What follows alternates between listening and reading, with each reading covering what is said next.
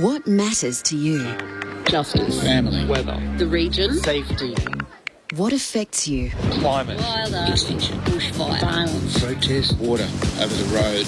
What inspires you? Sport. Results. Rescue. Goals. Space. Future. Country. Laughter. Stories matter. Trust matters. What matters is you. And what matters to you matters to us. ABC News. On your TV, radio, iView or the ABC News app. The 2021 AFL Premiership season Sir Doug Nicholls round on ABC Radio and on ABC Sport Digital. After being unsure where we'd find ourselves in round 12, the Crows and the Pies are finally set to clash at the Adelaide Oval this afternoon. But all eyes may be on the fans in attendance who have been told to dodge the football at all costs. It's Adelaide and Collingwood on Grandstand AFL, and we'd like to start our coverage by acknowledging the traditional owners of the land we are on, and wherever you may be listening, we'd also like to pay our respects to elders past, present and emerging.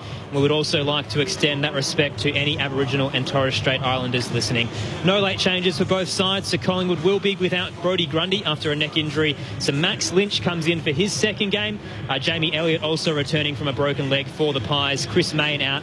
He's been managed. Meanwhile, for the Crows, Ronan O'Connor plays his second game, replacing the concussed Sam Berry, and Andrew McPherson returns for Luke Brown, who's out with Achilles soreness. Aaron Bryans with you, and alongside me, as always, at the Adelaide Oval is Neil Cross. Welcome, Crossy. Aaron, fantastic to be here. I thought we might be able to leave behind whether Collingwood should be here or not. I thought we might be able to leave behind the $50,000 the Crows have been fined for not wearing, or some of them not wearing masks on a plane. But no, we're still talking about it. Maybe when the bounce goes down, we can concentrate on footy for a change. I don't know. It depends whether players kick the ball into the crowd. So the first two rows are empty this afternoon, but there's still a packed house in. So it's a ring of steel. I guarantee the ball is going to hit someone at some point, and we'll wait and see what the reaction is after what the health officer Nicola Spurrier said during the week. Your experts this afternoon are firstly Carlton Premiership player Scott Camporelli. Welcome, Campo. Sorry, guys. We're pressing the button at the same time. Great start. We've got a little bit of happening up here as well. No, good to be here. It's an important game, really, for Adelaide. A really winnable game. They probably need to win, really, in terms of what they've been able to dish up the last few weeks, although they got over Melbourne in a really tight one. But, look, everything is probably against Collingwood, to be fair, with the week they've had, the presidency, the travel, the COVID, the isolation, still the continued talk around Bucks' contract. There's a fair bit going on at that footy club, probably as much as I've probably ever seen, Jamo, to be fair, with over the 25 years I've been involved at AFL level. So great opportunity for Adelaide, home deck. It's a game I think they should win. Alongside Scott Camporelli, Adelaide Crows Premiership player, and board member Rod Jamieson. Been a busy day for you, I imagine, Jamo, at the Adelaide Football Club. He's got empty pockets now. Look, I have to say, bitterly disappointing. Something that's so important in the community, and everyone's aware of it, and the messaging to our players and everyone involved, and for them not to follow through in its simplest form was really bitterly disappointing. And I think Tim Silvers, the CEO, has expressed that, and we cop a fine of $50,000, which is enormously significant. So we'll accept it and make sure it never happens again. But I just want to touch on, it was interesting how Nicola Spurrier said a little bit about if it goes into the crowd. Like, I've been watching this really close. It's Australia's leading, I think it's epidemiologist, has clearly said 2 days ago, it's highly unlikely to almost never that you will catch COVID off a football, even let alone a surface. So again, I keep hearing it continually. Don't touch the footy. Well, Nicola followed it up by saying that you should never touch footballs that come from the game anyway, because they're sweaty and they've got the players' germs on them. I don't know how many sweaty blokes are on a field, but just wash your hands, Campo, before you eat your hot chips. Moments away from bounce down. Let's head down to the boundary line. Jack Paquetta's there for us this afternoon. Good afternoon, Aaron. I'm one of the lucky ones to be here sitting in the front row today. It's so far so good on the weather front. It is looking slightly overcast and there is the chance of a couple of showers, but it is sunny at the moment. There is a slight breeze blowing towards the southern end of the ground.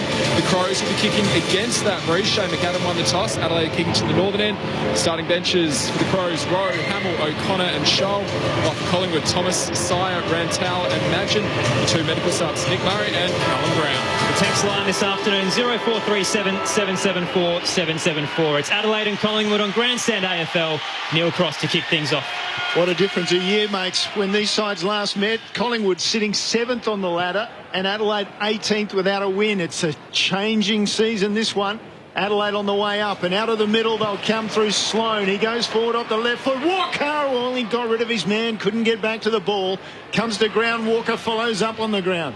Now he makes a tackle on Pendlebury, who's taken inside the attacking 50 for Adelaide. A little bit of push and shove in the afters. And just to warm the hands, I think, the players, just a little bit of push and shove and the ball will be thrown up. Certainly gloomy conditions here at the Adelaide Oval, but a low chance of rain.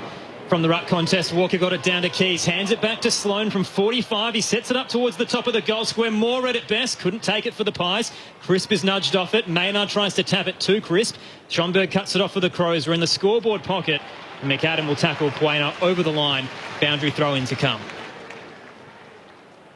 Interesting, Scott Pendlebury starting in the half-back line today, Jummo. He's played spasmodically this year, and Crisp is in the midfield at the moment. And that might be out on the full. It is. From the ruck contest, it was backhanded over the line by Roughhead, and it was over the line on the full, and that counts as being out on the full.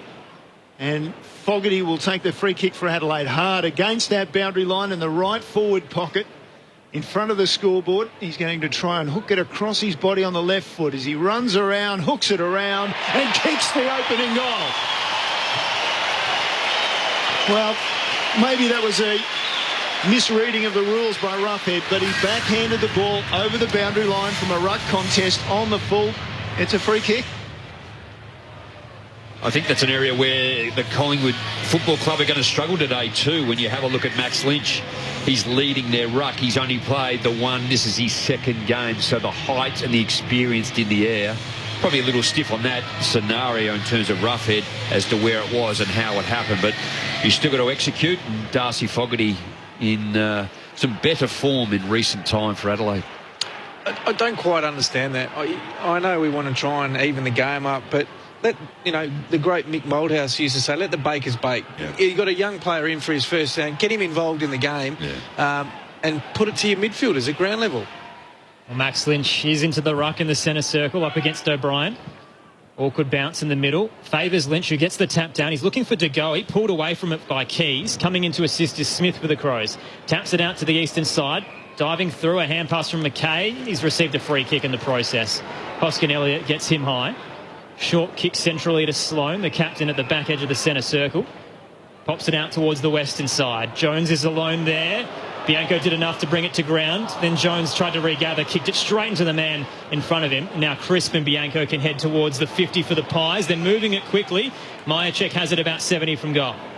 Nothing ahead of the footy. No, he had to pull up Myercheck. Now inside 50 he goes to the lead. And it was well placed for Elliott leading up, taking the mark 40 from goal, but at a reasonably acute angle as he backs up outside the 50. He'll start his run in from right on the boundary line. His fifth game for the year. It's classy when he's on. Talk about Pendlebury off the half back. Just read the footy well, didn't he? And important smother to win the football back. 4 goals straight for Jamie Elliott this season. Here's a set shot and his opportunity to open the scoring for Collingwood. What a beautiful kick. Lovely finish from Jamie Elliott. First of the afternoon for the Pies. They answer Adelaide's opening gambit. And it's a goal apiece after 3 minutes on Grandstand AFL. It was just really good patience, really, by Myercheck. He was the last line of that forward structure because Collingwood got up the ground, and so he did. He was great composure. He just held and waited till the other guys ran forward, and then the old double back. Andy McPherson, young player against a pretty experienced player in Jamie Elliott, just double back, pushed off him and led up into the space. So easy uncontested mark, but really nice finish. Probably the time where you actually allow him to just get goal side, isn't it, too? And you've got to kick 40 or 50 to get over the top, and you just cover off that space to restrict the player to run at the player with the footy. Scott Camporelli, Rod Jamieson, your experts this afternoon. Earlier today, Sydney defeating St Kilda by 9 points At the moment, scores level here at the Adelaide Oval. In the middle, Lynch once again up against O'Brien. Bounced off O'Brien's head down towards Crisp for Collingwood. Tapped it to De Goey, but it was holding the ball. Tried to get a disposal away, Crisp, and the tap just wasn't clean enough. Free kick to the Crows. O'Brien will have it in the centre circle. Decides to send it long. Into the 50 to a pack at the front. Walker will rise, can't bring it down. Knocked down to Rory Sloane. He couldn't gather under pressure. Murphy, for the Crows. Hand passes to De Goey. Back edge of the centre square. Caught high in a tackle. Free kick to the Pies. And it'll go against Riley O'Brien. So Jordan De Goey has possession for Collingwood. Scores level at the moment. 1 straight 6 apiece. De Goey goes sideways, not the greatest of kicks. Finds Poulter on the bounce, and then his kick around the corner was high. Didn't even get to centre wing. Off hands comes to Walker. Tries to break a tackle. It squirts out, but Walker's going to be pinched for holding the ball. So Bianco will take the free kick for Collingwood. Between half back and centre wing on this broadcast side. Inboard and very short to De Goey with the ball. So he goes short. And they've only managed to advance it towards centre wing with Dacos taking the mark there. Probably where they were when De Goey had it 4 or 5 disposals ago. And this has been the tactic we've seen the last couple of weeks from Collingwood, the lateral kicking. It was resulted in ugly football last week against Geelong. Now in the hands of Poulter, called to play on. He'll head up to the 50 at right half forward. All alone, Brodie Smith intercepts it for Adelaide. So his mark. He'll head back up towards centre wing on the western side. Laird will take it. Now a hand pass out wide to Seedsman. Pops it short, dangerously. Rough head read at best. Cuts off Walker and takes the mark for Collingwood at right half back. So on the broadcast side, rough head. Thought about going inside. Then he goes down the line. And the ball's brought down by the Crows defenders. Poulter picks it up. Slices through the pack on the left foot inside 50. Couldn't have spotted up Kelly's chest any better. So Adelaide with the intercept mark. Kelly comes back to this broadcast side of the ground, short to Smith. Marks it about 10 metres in from the boundary line. Backs up, takes his time. Adelaide likes to go short from here, but he doesn't have an option, so he's forced to go down the line and long. O'Brien the target. He's just got rid of by Maynard. Ball comes to ground. Adelaide forces it forward. And then the hand pass from Schonberg was appalling. Almost gave it over to Thomas, but side bottom came through and took it eventually for Collingwood. Kicks it short to Poulter, who marks just forward of centre wing on the western side. Heads back into the square. Noble has some space. Heads to the 50 in the left forward pocket. Spots up Hoskin Elliott, who marks up against David McKay. McKay stands the mark about 47 or 48 from goal. Hoskin Elliott decides to centre his kick to the top of the goal square to a pack. Lynch flies, knocks it down. Thomas is there front and square and snaps it through from 20.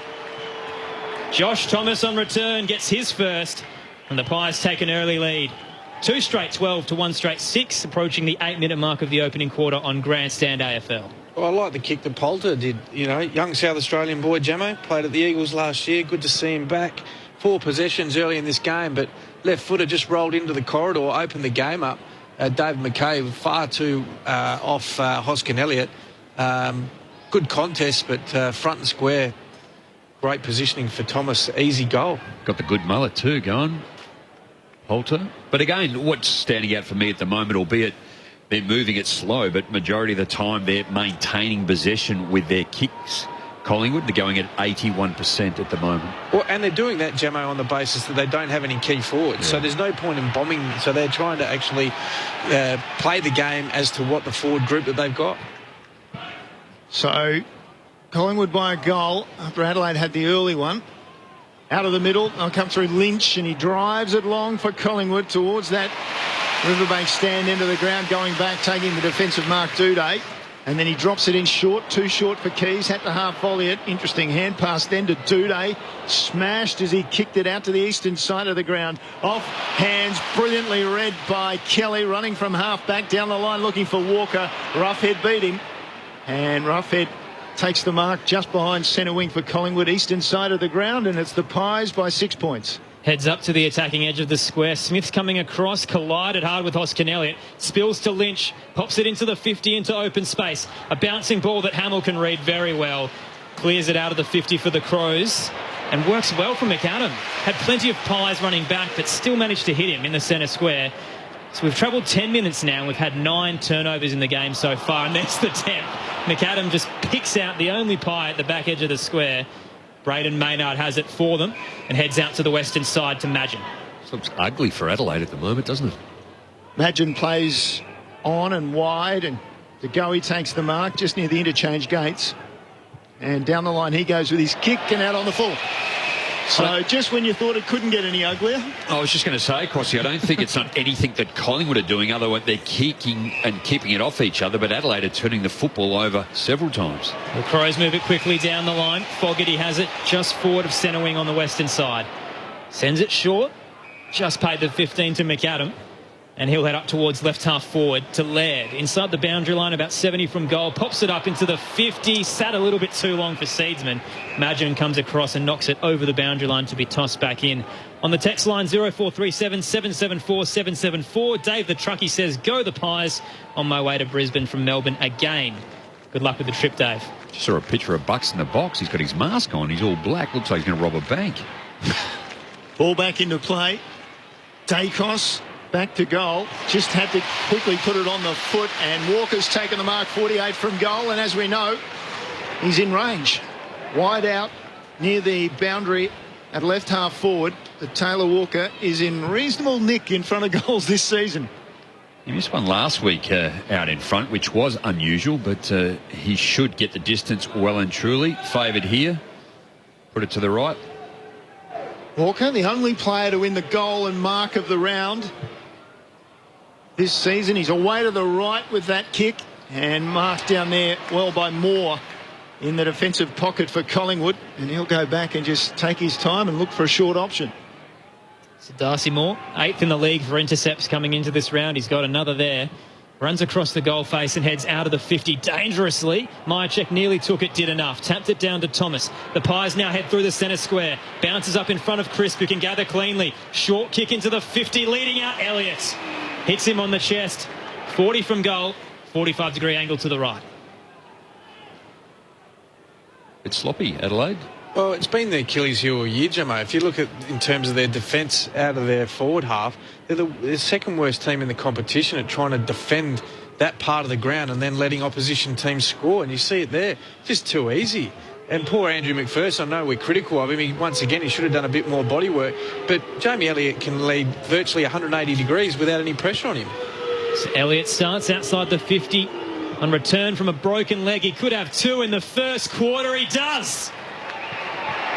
The Pies have 3 in 12 and a half minutes, and Jamie Elliott with 2. It's 3 straight 18 to 1 straight 6. Early stages of the opening quarter on Grandstand AFL. Your experts, Scott Camporelli and Rod Jamieson. Well, both teams are pretty similar in terms of their MO, Jamo, with trying to control the ball with uncontested marks. Adelaide's had 12, Collingwood's had 15. Not even halfway through the first quarter, so that was probably the thing I was critical about Adelaide last week. 148 marks against Richmond. Yeah. Like, you just can't, you know, it's an obvious statement, but you can't score if you don't have the ball in your hands. So if you give teams, particularly good teams, the opportunity to own the ball and you don't defend, and they really balance in terms of when they can go quick, which is what Collingwood's done here, and they've kicked 2 easy goals. I think Taylor Walker already twice has gone across the ground as opposed to leading up where he knows his strength is, and Roughhead has outmarked him on both occasions. Collingwood by 12 points in the middle. No takeaway just yet. Ball on the ground. This time Jones off the back of the square gets it forward for Adelaide. It's off hands and back into the centre square. De Goey, nice pick up. Hand pass off to Maynard on his left foot. Wobbly old kick inside 50. Elliott, did he push McPherson? Umpire said no. And he takes it on his chest, and he'll have another look at the goals from some 35 metres out straight in front. Just outbodied on the replay. Just shoved him in the side. There's nothing wrong with that. That's just pure body strength. Jamie Elliott, 10-year player versus a second-year player. Missed 9 games with a broken leg. Now he's back in the side, and he's still yet to miss a shot at goal. And in he comes, and he's got his 3rd of the afternoon and his 7th for the season without a behind.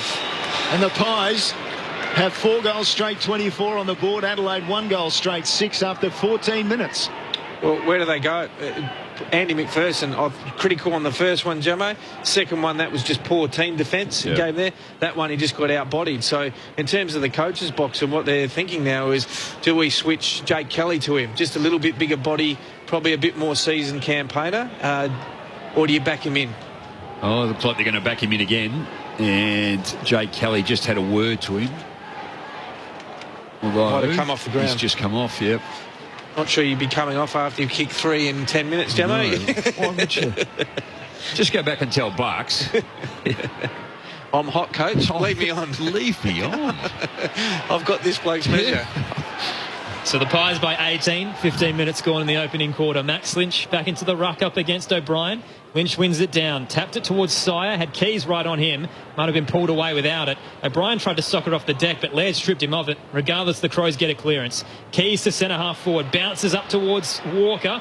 Nice hand pass out for Rowe, caught in the tackle from Maynard. Ricochets out, Laird picks it up, may have been caught high, gets out of the tackle, tries to regather in the centre square. This time Sire wraps up one arm, has no option, Laird, but to collapse into the ground, and will get a ball up. Attacking edge of the square for the Crows, down by 18. Ball in the air straight away. O'Brien, great knockdown. Schonberg, quick hand pass off. Laird inside 50 and Walker's in front this time and coming up the ground. Low down, he takes the mark on his chest and he'll have a look at the goal face, basically straight in front. Well, just a nice piece of ruck work. Riley O'Brien hits it forward, which is not always the case to Schonberg, and then Laird just wraps around on his left. Quick hack kick forward, but really good positioning. Forwards play in front. You never know what can happen. The ball will drop quickly out of a snap kick out of stoppage. So Walker begins his run inside the centre square. Will kick it from perhaps 45. Comes in and he's not happy with it. Away to the right. Minus score. First of the afternoon by either side. Adelaide 117. Collingwood 4 straight 24. More from full back, plays on straight away out to Maynard by hand. Chips it short, looking for Crisp, who takes it just outside the 50 on that eastern side. He's lucky to make the distance there, Taylor Walker, wasn't he? 2. Looks like the breeze from the north is just heading to the west too, so kicking into it in this first quarter. Crisp immediately went inward to Pendlebury, and now Madgen's in the right back pocket. So the Pies keep looking sideways, and they'll do the same. Madgen's kicks a little short for Pendlebury, gathers cleanly off the bounce though, and heads back to the scoreboard pocket. Maynard takes it, and finally they exit the 50 once again to Roughhead. Pops it over the top to Crisp. Kick mark game seems to be working for them. Flat down the line, hits Quaino, has a bit of a fumble, has to regather under pressure. Crows swarm, Rowe with a hand pass out. Gets it off towards Schonberg, high into the 50. He goes, outnumbered is Thilthorpe, diving in, can't take it. The Crows have numbers to regather. Imagine a hand pass out to Quaino, and Crisp can once again get it out of the 50. Off the left foot, turns it over straight away because Adelaide had numbers. And Kelly took it inboard with his short kick. He finds Laird. So Laird's between centre wing and half forward for Adelaide. Out there on the eastern side of the ground. Now he plays on around side bottom. Kicks long into that scoreboard pocket. Big fist comes in more centre of the pack. Knocks it over the boundary line. We'll get a throw in. Natives in Adelaide just a little restless. Not happy with his first quarter thus far. 4 straight to Collingwood, 1-1-7 for the Crows. Poor entry. Walker, Thilthorpe, Fogarty and O'Brien all under the football on that occasion. It's just heavily congested. Walker gets the tap down in the 50, bounces out of the arc, gathered cleanly by Sholo, gets it to Laird, pops it to the pocket. Fogarty may have been held, wanted the free kick, won't receive it. Boundary throw-in to come in front of the scoreboard. On the text line, an unnamed texter, please leave your name and where you're from when you message in, us why we didn't do a welcome to country for this game. Well, it actually occurred while the Sydney-St Kilda game was on, but we'll do our best when available to broadcast them to you. Ball back into play. Walker knocks it down from the ruck contest. Now it's on the ground, and there's about 6 or 8 players standing around. The 2 over the ball were O'Connor for Adelaide and Madgen. Now it's in the air again from the umpire. Hand pass off from Pendlebury to side bottom. Gets it near the defensive 50 for Collingwood. And eventually it gets carried over the line. In the scrum, if you like. Collingwood, not a bad first quarter. 4 goals straight, leading Adelaide 1-1. They've sucked the energy out of Adelaide Oval, though. Very quiet here. Decent crowd in, though. Toss back in. Walker gets the tap down. McHenry couldn't gather cleanly, had to tackle side bottom in the end, who didn't have the football. Free kick to steal side bottom just inside the arc on that eastern side. Now side bottom opts to go short down the line. Hits up Darcy Cameron. That's Braden Sire, rather. Who then heads towards centre wing on the eastern side. This time he'll find Max Lynch in his second game. He's had a few touches so far, coming up for his third. And 50. 50 as well. And as a result, Max Lynch will be marched to the arc. Maybe a chance for the big man to have a shot on goal. At 200 centimetres, he certainly has the power. Doesn't even think about it. Pops it short to the left forward pocket. Big push out from Cameron. And the free kick will go to the Adelaide Crows. He completely got rid of Tom Doedee. And they'll receive it in the right back pocket. So Doedee backs up, then goes centrally with his kick to Smith. It was a good one. He wants to play on. He does play on. And just off a step, pounds the ball 50 metres from McAdam.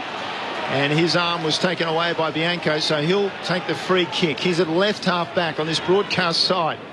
Called to play on now. Down the line he's forced. And it gets over the back of the pack.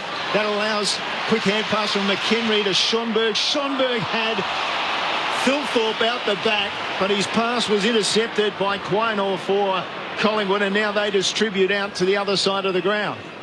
Rantel has it on that eastern side, hands it off to the running Poulter. Further down the eastern wing he goes. Butts is there underneath it. Brought it to ground but couldn't pick it up cleanly. And under pressure, he'll carry it over the boundary line. Down on the boundary is Jack Paqueta. Crows forward Taylor Walker has come from the ground complaining of a sore behind the right knee. So I'll keep you updated if there's any updates down here. Ball back into play. Out on the eastern side. O'Brien taps it down and then just tries to soccer it forward. Keys was over the ball as well. Eventually the ball squeezed out to Noble for Collingwood inside 50. Intercept mark taken nicely by Doedee. He started the game pretty well back there for Adelaide. So Doedee backs up, goes across the goal face. Partner in crime Brodie Smith with the mark. Up to 16 turnovers in the opening quarter. Is that pretty poor, Campo, or about around the mark? No, it's around the mark. They're just each team's not actually making them pay. That's probably the thing. Adelaide are kicking at 66%, Collingwood at 78%. So it's probably more Adelaide than Collingwood at the moment. In defensive 50, Smith decides to send it long down the western side. Roughhead read it best in the pack. Takes the intercept mark for Collingwood. Heads into defensive 50 to Moore. They're looking for the switch now. Moore wastes no time. Plays on and sends it into the square. Under pressure, Rantel. Big high tackle. Very ugly on Chase Jones, who's popped straight back up, no dramas. Short chip kick to the logo on the eastern side to Keys. The Crows now, awkward hand pass for Sloane. Under a tackle, he's dropped it. Poulter got him. Free kick to Collingwood on the eastern side, and the crowd's getting very upset with this opening quarter so far. The Pies up by 17 points. It's frustrating, isn't it, too, to watch. You saw how good Adelaide were first and last quarter, the second and third. They just handballed a lot, handballed to people under pressure, fumbled and didn't hit their mark, and that's continued into this first quarter. Well, Collingwood have decided to go sideways. They've found Dacos, who received it from Pendlebury, and Dacos with the mark. He's at right half back, so they've switched it from that eastern side onto this broadcast side. De Goey leads up, takes the mark now from Dacos's pass. De Goey decides to go back defensively. 25 from goal, he had Roughhead, who quickly distributes the hand pass out to Madgen. They're out on the far side. Quainor takes a run. Short pass, stabs it up towards centre wing. Poulter decided to stop. Held up time a little bit. Still went short to Rantel, who spilled the chest mark. Flicked it back out, though. More with the defensive hand pass to Quainor. And the Pies once again head back to go forward. Quainor, after a spin, heads up to left half forward and kicks it out on the full. Free kick to Adelaide at right half back. Down by 17 points. Kicking to the northern end at the 23.5 minute mark. Don't think there'll be a distribution of the video of this first quarter. It's not been fantastic football from either side. A lot of mistakes, as we've already talked about. Adelaide, high kick towards centre wing. Huge pack. O'Brien brings it down. I think the Keys in the end. He just scrambles the ball into the forward 50. It's set up for Roughhead. He couldn't take it. McAdam with the pressure, but he was good enough to get the hand pass away to Pendlebury. Comes to this side of the ground, the broadcast side, and the mark taken there leading up from Murphy. So Murphy immediately looks backwards. Now he's called to play on. Goes down the line, kicks it out on the full. Or was it touched off the boot? No, it wasn't. It was just a simple error. Again, something we know all about. We've seen a lot of them. Oz kick footy at the moment, Crossy. Chase Jones back into Brodie Smith at left half back and now into defensive 50 for the Crows. He could fit in the Auskick game.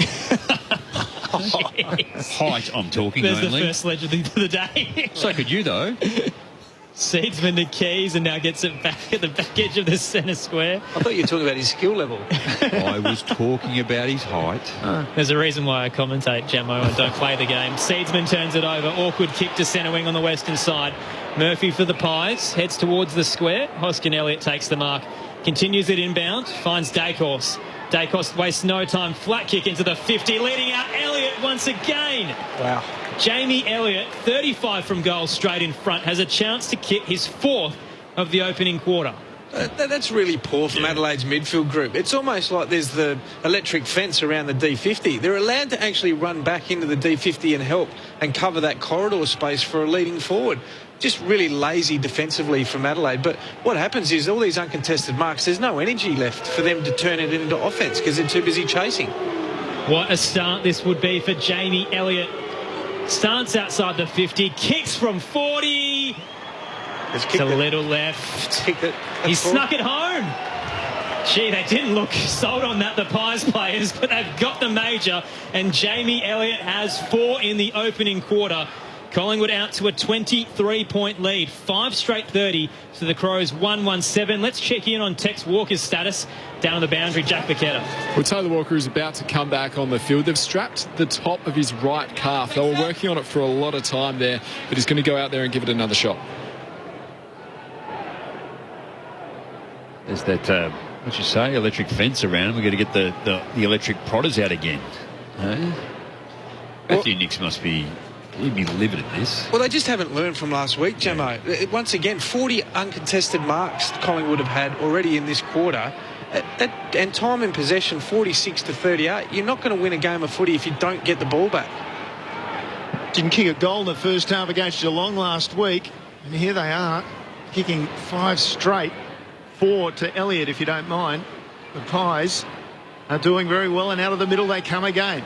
It's reached as far as Thomas. He's at left half forward. He puts a left foot inside forward. 50. Oh, it was almost brought down. Out of the mark. On the ground. Umpire circling. Still the ball bobbles around amongst the players. And now we'll get the ball up. It's only about 30 metres out from the goal face. So inside Collingwood's attacking 50. Plenty of time left for a major. In the ruck contest, O'Brien got the tap, spilled off a few hands to Seedsman, barrels it out of the 50. Sitting underneath it, Noble juggled it under pressure, took the mark, called to play on, it must have been touched. Quaynor taps it out towards Roughhead, now back to Moore, under pressure, his hand pass heads towards Schomburg. The Crows now heading into the centre square. It's messy football, but it's going to be held up for a free kick. A push in the back against John Noble. As a result, Schomburg will receive the free kick after a bit of push and shove. True centre wing, just short of the eastern side. Boos from the crowd as Noble did his best just to delay things. Now Schomburg a high kick to half forward. Talk about inefficient. That was horrible. And Crisp just watched the ball and got an uncontested mark. He was at the front of the approaching pack and the pack just didn't get there. So he goes short right to the boundary line. Roughhead, who's had a good first quarter in defence, takes the mark. Just steps inside the line and goes long. This is all on the eastern side of the ground. Ball comes off Cameron's hands to the front, and umpire still calling play on. And finally, he'll come in and decide to ball it up. It's basically on centre wing on the eastern side of the Adelaide Oval as we approach quarter time. Collingwood 5 straight, Adelaide 1-1. So on the reset, O'Brien gets it down. Went straight towards Crisp, who couldn't dispose of it cleanly. Coming through Poulter for the Pies. He's wrapped up by 3 Crows and drops it. Ball comes out. Rantail just inside the boundary line. Gets a disposal away on the quarter time siren. It's been all Collingwood in the opening quarter. A fly-in, fly-out. Difficult day, a difficult year for them, but they're showing no signs of that. 5 straight 30, leading Adelaide 1-1-7. Jamie Elliott with 4 goals in the first break. Josh Thomas with 1 for the Pies, and meanwhile the only goal for the Crows coming through Darcy Fogarty. A quick check-in on the boundary line with Jack Paqueta. Well, the Crows had seen enough towards the end of that first quarter. They made the switch. Jake Kelly was on Jamie Elliott at the end of that term, so let's see if he goes to him at the start of this second term. So a 23-point lead to the Pies at quarter time. Plenty of text to run through following this break on 0437 774 774. Earlier today, Sydney defeating St Kilda by 9 points, and last night, Melbourne defeating Brisbane by 22 points. Here at the Adelaide Oval, it is the Pies by 23, wherever you're listening on ABC Radio and ABC Sport Digital. This is Grandstand AFL. So, am I the only one with a secret that would end a relationship? No, he's not. Australia, we need to talk. We asked 60,000 Australians 600 questions, and nothing was off limits. Should the vaccine be mandatory? Do I like my boss? Should politicians resign if they lie to the public? How often do I change my sheets? Now we have a picture of Australia like never before. See where you fit at abc.net.au/Australia Talks. The 2021 AFL Premiership season. Sir Doug Nicholls round. On ABC Radio and on ABC Sport Digital. Hoskin Elliott decides to centre his kick to the top of the goal square to a pack. Lynch flies, knocks it down. Thomas is there front and square and snaps it through from 20. Myercheck nearly took it, did enough. Tapped it down to Thomas. The Pies now head through the centre square. Bounces up in front of Crisp, who can gather cleanly. Short kick into the 50, leading out Elliott. Hits him on the chest. Elliott starts outside the 50. On return from a broken leg, he could have two in the first quarter. He does. De Goey, nice pickup. Hand pass off to Maynard. On his left foot, wobbly old kick inside 50. Elliott, did he push McPherson? Umpire said no. And he takes it on his chest, and he'll have another look at the goals from some 35 metres out, straight in front. And in he comes, and he's got his third of the afternoon. Seedsman turns it over. Awkward kick to centre wing on the western side. Murphy for the Pies. Heads towards the square. Hoskin Elliott takes the mark. Continues it inbound. Finds Dacos. Dacos wastes no time. Flat kick into the 50. Leading out Elliott once again. What a start this would be for Jamie Elliott. Starts outside the 50. Kicks from 40. He's snuck it home. The 2021 AFL Premiership season. Sir Doug Nicholls round. On ABC Radio and on ABC Sport Digital. Collingwood with the hot start at the Adelaide Oval. 4 goals to Jamie Elliott. 5 straight 30. They lead Adelaide 1-1-7. The Crows inaccurate and letting Collingwood play the defensive game we saw last week against Geelong. Lots of uncontested marking, lots of lateral kicking. It's been ugly football, but the Pies are up by 23 points at the first break. Earlier today, Sydney defeating St Kilda by 9 points. Jake Lloyd had 27 touches. Will Hayward with 3 goals. Jack Higgins kicked 1 goal, 6 for St Kilda in their 9-point loss earlier today. Coming up shortly as well following this game, dream time in the West. Great to have the coverage there between Essendon and Richmond with Clint Wilden and Ben Cameron coming up very shortly. But here at the Adelaide Oval, it is the Pies up against the Crows. A fly-in, fly-out model for Collingwood today seems to be working for them so far.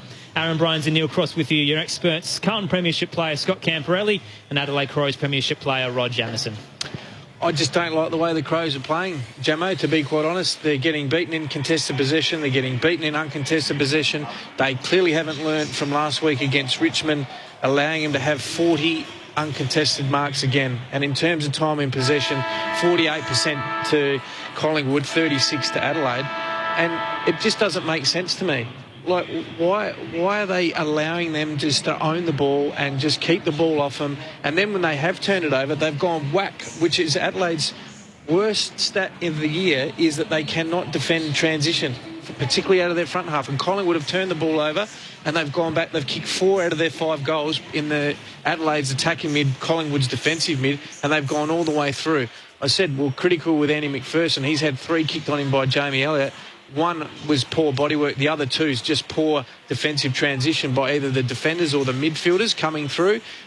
Just lack of any sort of intensity from Adelaide at all that we haven't seen for the majority of the year. Well, I can't not disagree with you, the way that Adelaide played in that first quarter. We spoke about, I guess, the ability to be able to pick up the football cleanly. They were unable to do that. They're on top in the clearances, but only just 10-6. But they're fumbling, and they were handballing to other players that are either under pressure, that are struggling also to use the football. We spoke about their disposal, over handballing, and then everything you've just highlighted. So really poor quarter by Collingwood. But I like the way they had Scott Pendlebury behind the football too. And when you have a look at the players back there in Roughhead, had plenty of the football, uses it well. Maynard uses it well. Crisp was in the middle, but he's got the ability to go back also too, and side bottom go forward, go into the middle. So they've got some class that uses the football well. On the text line, Mr. Wilson has texted in on 0437 774 774 saying, wow, what a great round of footy. I'm here with the lovely Jenny listening to the great call. It's a great tribute to our Indigenous stars. Mrs. Wilson and I love our game's diversity between this and the AFLW. Thanks again for keeping us sane from a lockdown at Campbell's Creek. Glad you're enjoying it, Mr. Wilson. Didn't actually get your name in that text there, but thanks for listening in. Also on the text line, a couple of unnamed texters. Agent 604 says, we have missed Jamie Elliott. He showed in that quarter just how good he is. He certainly did. 4 goals for the Pies on a return from a broken leg. And Adrienne in Hampton East says, hi, Grandstand, always enjoy the game, but why do coaches take off players when they have kicked a goal? Is it 4 rotations? Because Jamie Elliott went off after his third. Came back and kicked correct. It's a set rotation. Yeah. That would have been his time to come off. And I think Matthew Nicks wanted him off too. So did Andy McPherson. Matthew Nicks very animated in the huddle at quarter time as the second quarter gets underway. It's Collingwood up by 23 in the middle. De Goey gets a hand pass to Crisp, who spilt it before he earns it. Laird now can regather for the Crows. Hands it to O'Brien, who heads into the 50. Walker leading out, takes it. 49 from goal, slight angle to the right. He doesn't deliver the football all that precisely, Riley O'Brien. It was a floater, but again, as Taylor Walker did in that first quarter in front of Roughhead, he was able to just be in front at the fall of the football. Roughhead is sitting off, and if Taylor's going to go from side to side, transition and lead that way, Roughhead will be all over him all day. So Tex starts inside the square, loads up from 55. It's a massive kick. Taylor Walker gets his first. The Crows strike first in the second quarter. It's now down to a 17-point margin. Collingwood 5 straight 30, Adelaide 2-1-13. First minute of the second quarter on Grandstand AFL. Well, centre bounce clearance. They've been on top in that part of the ground, to be fair. That's 5-1 out of there for the game. But just got the momentum forward. And as we've said most of the year, a centre bounce clearance gives your forwards the best opportunity because it's 6v6, and Taylor Walker's probably feasted on that for majority of the year. Adelaide pretty good out of there. Collingwood, this isn't a strength, their centre bounce work. Lucky on that occasion though, De Goey had hold of the football, fumbled himself, and Adelaide were able to win it back. So Walker with his first of the afternoon.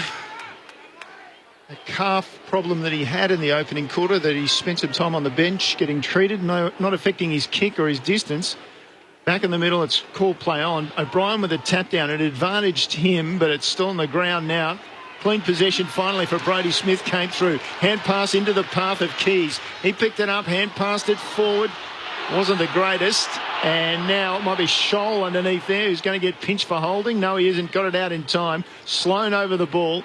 McKay was in there as well, and Scholl comes back and makes a tackle on Noble of Collingwood, and the umpire finally calls for it. Still not out of the centre square, but slightly to Adelaide's end of the ground. Quick reset. O'Brien gets the tap down, looking for Sloan. Flicked a hand pass out to McKay. Threw it on the boot, curling into the 50. Walker crunched the pack, spills front and square to Keys. Outside of the boot, he pops it to the top of the goal square. Bounces through Philthorpe. Maynard taps it. Ricochets off the top of his knee and over the boundary line, to be tossed in the right forward pocket for the Crows. Down by 17 points, but hot in the early stages of the second quarter. Don't see that too often. Darcy Fogarty go to ground after a hip and shoulder. So Brandon Maynard, he's been a good defender for the Hot Pies. Coming up Crossy on 150 shortly. Not too far away. Ball back into play. Walker tries to get to the front, taps it to the front, comes to Crisp for Collingwood, and a beautiful pass down the line finds Thomas ahead of Hamill. And so Thomas just outside defensive 50 for Collingwood at left half back on this broadcast side. Comes down the line with his kick, and Duday looks like he was pushed away from it by Cameron. Umpire called play on. Ball on the ground. Seedsman lost control of the ball, and now Collingwood just hack it high through Poulter.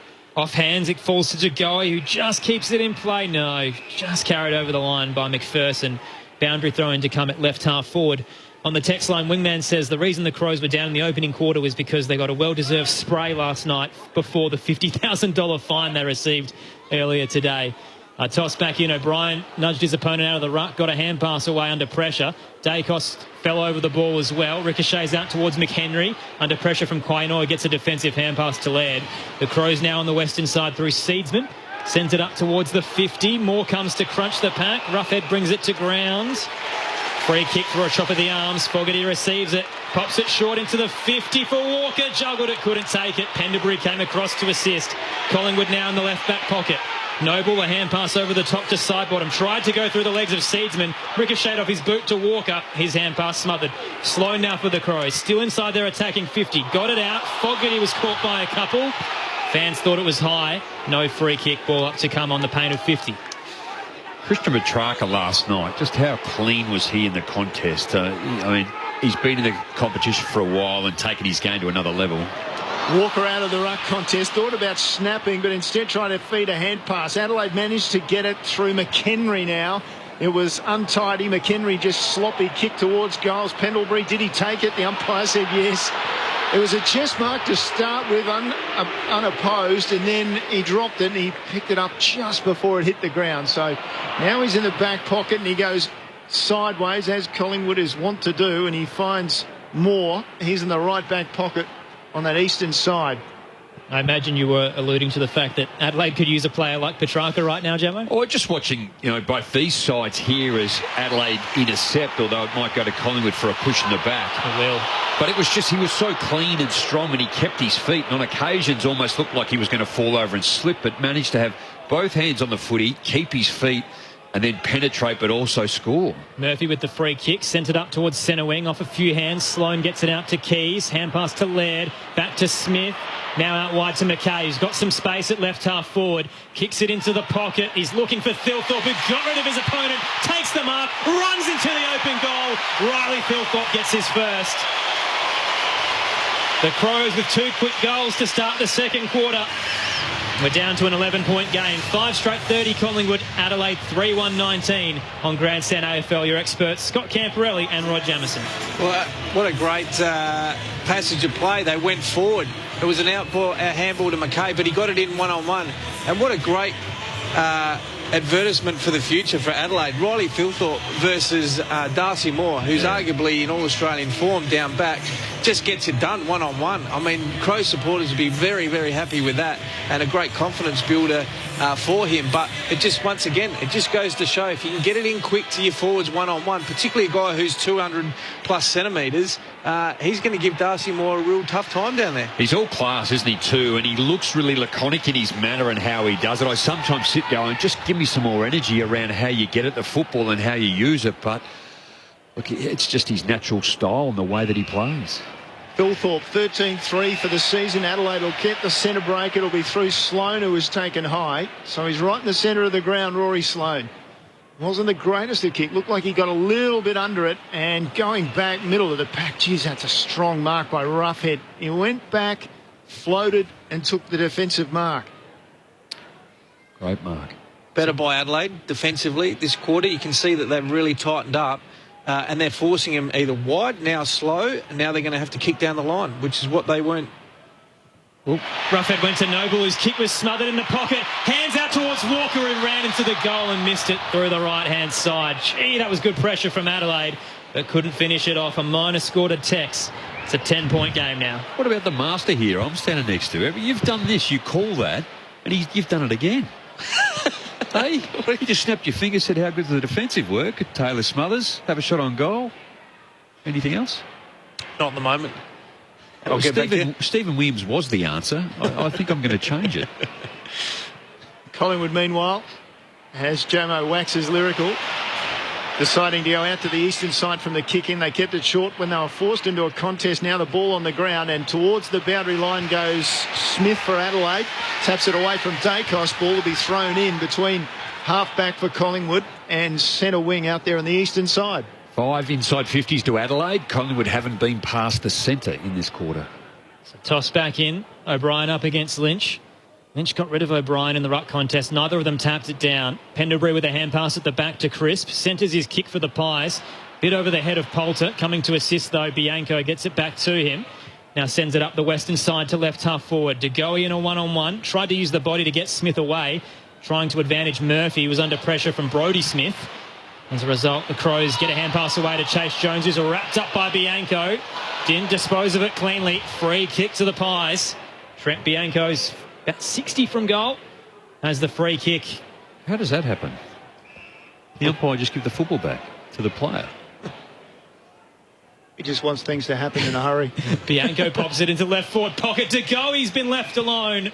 Runs out, takes the mark, tightest angles. About 15 to 20 out from goal. That's unusual.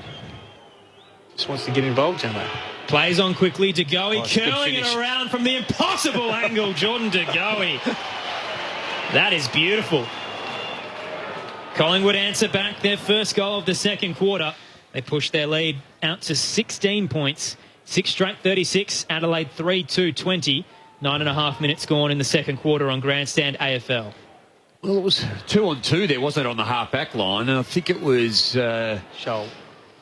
I think it was Duday first initially in the contest. He got it over to Chase Jones and he tried to get around. I think he was hoping for the free to be high, but ended up getting caught holding the ball. Just get rid of it. He had the ball stuck in one arm, was thinking about trying to drop it onto his foot, and one of his teammates literally took it out of his hands, and the umpire said, well, sorry, you're gone. Oh, pass a parcel. Without the music. 6 straight for Collingwood, 3-2 Adelaide. Ball back in the middle. Down it goes. O'Brien advantage by it. He just taps it straight forward at 12 o'clock. Picked up by Sire for Collingwood. Got out of a tackle. Slipped a hand pass. Partially smothered. McHenry picked it up for Adelaide. His hand pass no good. Chris picked it up. Hand passed it forward. McHenry intercepted. Was taken high. Now he's given it to Schonberg. Walker on the lead. And he hits him well. Walker in front of the eyes and in front of his opponent as well in Roughhead. And he's going to go back and have a look at the goal face because the mark's inside 50, about 45 out. Walker will have to kick this 50 and you'd think you'd back him for at least a score. He didn't like the attention, but he's beaten Roughhead every time in front when he leads up at the footy. Highly dependent upon how the football is coming in, but he's at his best when he does that. Walker crosses 50, starts it on the right, stays there for the minor score for Adelaide. By this standards this afternoon, they've been inaccurate. 3-3 plays 6 straight. Adelaide trailing by 15 points. 1-3 to Taylor Walker. Pies wasting little time. Moore pierces his kick towards the arc. Crisp will take it. Plays on. McAdams right on him. Kicks out wide. Finds Pendlebury at right half back inside the boundary line. Left all alone as well, the Pies skipper. Has a bit of time to think about it and then pops it short down the line to Magid. The crowd has been fairly quiet most of the afternoon. Collingwood has had most of the control. Magid heads up towards centre wing on the eastern side. To a contest. Duday did well. Spoiled it behind Murphy. And over the boundary line to be tossed back in. On the text line, Bob and Joan texting in on 0437 774 774. Listening from Julia Creek saying, go Crows in outback Queensland. That's where they're listening. Well, I think that happens to be my mother, Aaron. Travelling around Australia right at the moment. Premier J. We're a family here at the ABC.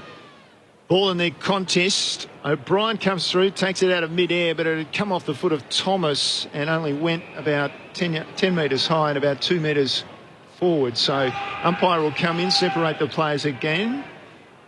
Often said Collingwood travels well. Well, they don't travel interstate often, but they've won their last 3 against Adelaide here at the Adelaide Oval.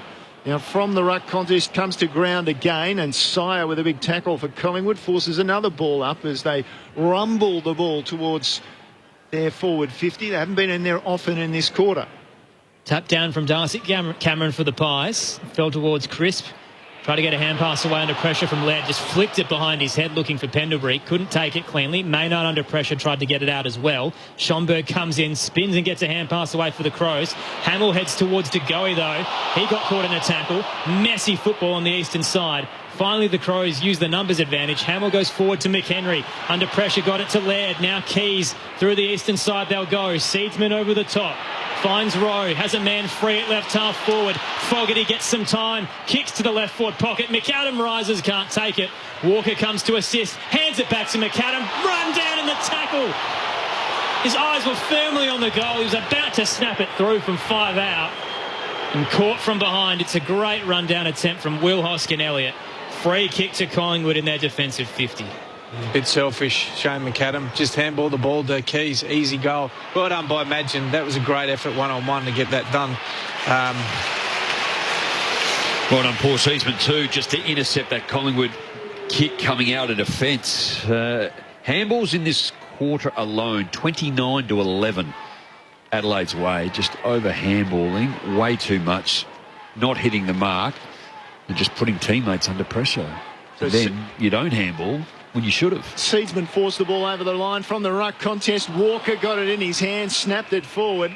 McAdam couldn't take the mark in the left forward pocket, and it trickles over the boundary line. So it'll be thrown in that right forward pocket for Adelaide, just a metre or two from the behind post. It's a big game for Shane McAdam. 3 touches goalless last week. He wouldn't want another performance like that. Walker just nudges Cameron out of the ruck, takes it, curls it from 30 out. Touched. Oh. It's through for the minor score. Taylor Walker using the body very well there. Another behind for him. 14-point game now. Collingwood up 6 straight 36 to 3-4-22. It's getting like Tom Hawkins. Surely opponents know what's going to happen when Walker's in a ruck contest. So Quinal from the back pocket for Collingwood goes down the line. This is on the broadcast side. Ball falls over the back. Laird and then Hamill and then O'Connor, Keys, all hand passes. Jones finally ends up with it. Gave it by foot to Schonberg. He couldn't take the mark. He puts it 25 from goal. Walker picks it up, taken down in a tackle. And straight out in front of the goal face at that River Torrens end of the ground. Walker pulled down. We'll get a ball up. Quaynor, great tackle too on the big man. So again, Walker in the ruck up against Cameron. Tries to use the body. In front position, tapped it down to no one in particular. Spills out towards Crisp, who got a clearing kick for Collingwood. Worked well. It just went over the head of Chase Jones. Bianco takes it. Plays on under pressure. His hand pass, an ugly one. Coming through. Ronan O'Connor caught in the tackle. Elliott got him holding the ball. Collingwood lucky there. Played on. Their surge football nearly cost them. Jamie Elliott now in the centre square. Continues to want to move it fast. Plays on, pops it towards the 50. A 2-on-1 against Murphy. He brought it to ground. Then gathers his own ball. Caught in the tackle from Laird. Ball ricochets out. Elliott pops it back into the 50. The Crows have plenty of numbers sitting back. And Lockie Scholl takes the intercept mark. Scholl decides to go back defensively to McPherson. Rare touch for him. Dangerous. Goes back to the corridor with a short ball. Fortunately, it didn't turn it over. So Adelaide will retain control and decide to go into the pocket. And this time, Duday, as the crowd gets a little bit restless with this from Adelaide. Duday plays on. Outside defensive 50 with a kick right down the line. O'Brien takes a strong mark ahead of his direct opponent in Cameron, right where the interchange gates are. Just at times, Crossy, Adelaide making the easy game really hard too, Campo. So O'Brien, true centre wing, called to play on. Decides to head down the line. Plenty of players waiting there. No one reached the ball in time, though. Off a few hands. Laird sliding in, gets a hand pass out towards O'Connor. Spins around and kicks it into the 50 and hits the chest of Darcy Moore. The Pies again wasting little time. Dangerous kick to centre-half back. Turned it over. Sloane cuts it off. Hands it to Fogarty from 45. He heads home. It's too far right again. Another minor score to Adelaide. Their 4th of the second quarter. Only broken up by a major from Jordan De Goey for the Pies. It's now a 13-point game. 6 straight 36 Collingwood. Adelaide 3-5-23. 17 and a half gone in the second. Roughhead brings the ball back into play. Goes to this broadcast side of the ground and eventually off the hands of Laird and over the line. We'll get a throw in. Interesting with Fogarty in that situation. He had a chance to straighten. He went with his left foot straight away. So the ball to be thrown in. Collingwood by 13 points. And Thilthorpe knocked it down for Laird. He's taken in a tackle straight away by Sidebottom. Stares at the umpire. Umpire says, give it to me. 10 inside 50s Adelaide to Collingwood 3. They've just dominated quarter. 9-3 clearance. Winning contested possession by 8 as well. Cameron got the tap down, but Laird was there for the Crows. Handed it off towards Scholl into the 50. Walker gets rid of his opponent. Dives into the football. Takes it low to ground. He can go back from 40 out straight in front. A chance for Tex to kick his second. That occasion, Darcy Moore. The Roughheads drop back on to Darcy Fogarty deep. Again, just playing in front, too strong. Been a busy quarter for Tex. He's had 8 disposals leading the way in this quarter for Adelaide. Keys 6, Laird 6, Crisp for Collingwood with 8. Then it drops down to Scott Pendlebury with 3 and Darcy Moore 3. 3 behind so far, though. Can he make amends? Kicks from 50 too far left. Another minor score. 1 goal 4 for Tex this quarter. And the Crows, with a run of 5 behinds, now down by 12 points. Walker 1 goal 5 for the match. Collingwood bring it in. They'll be in trouble again as Laird. Well, he just got a tumble kick forward. Interesting. I don't think that was 10 metres, let alone 15.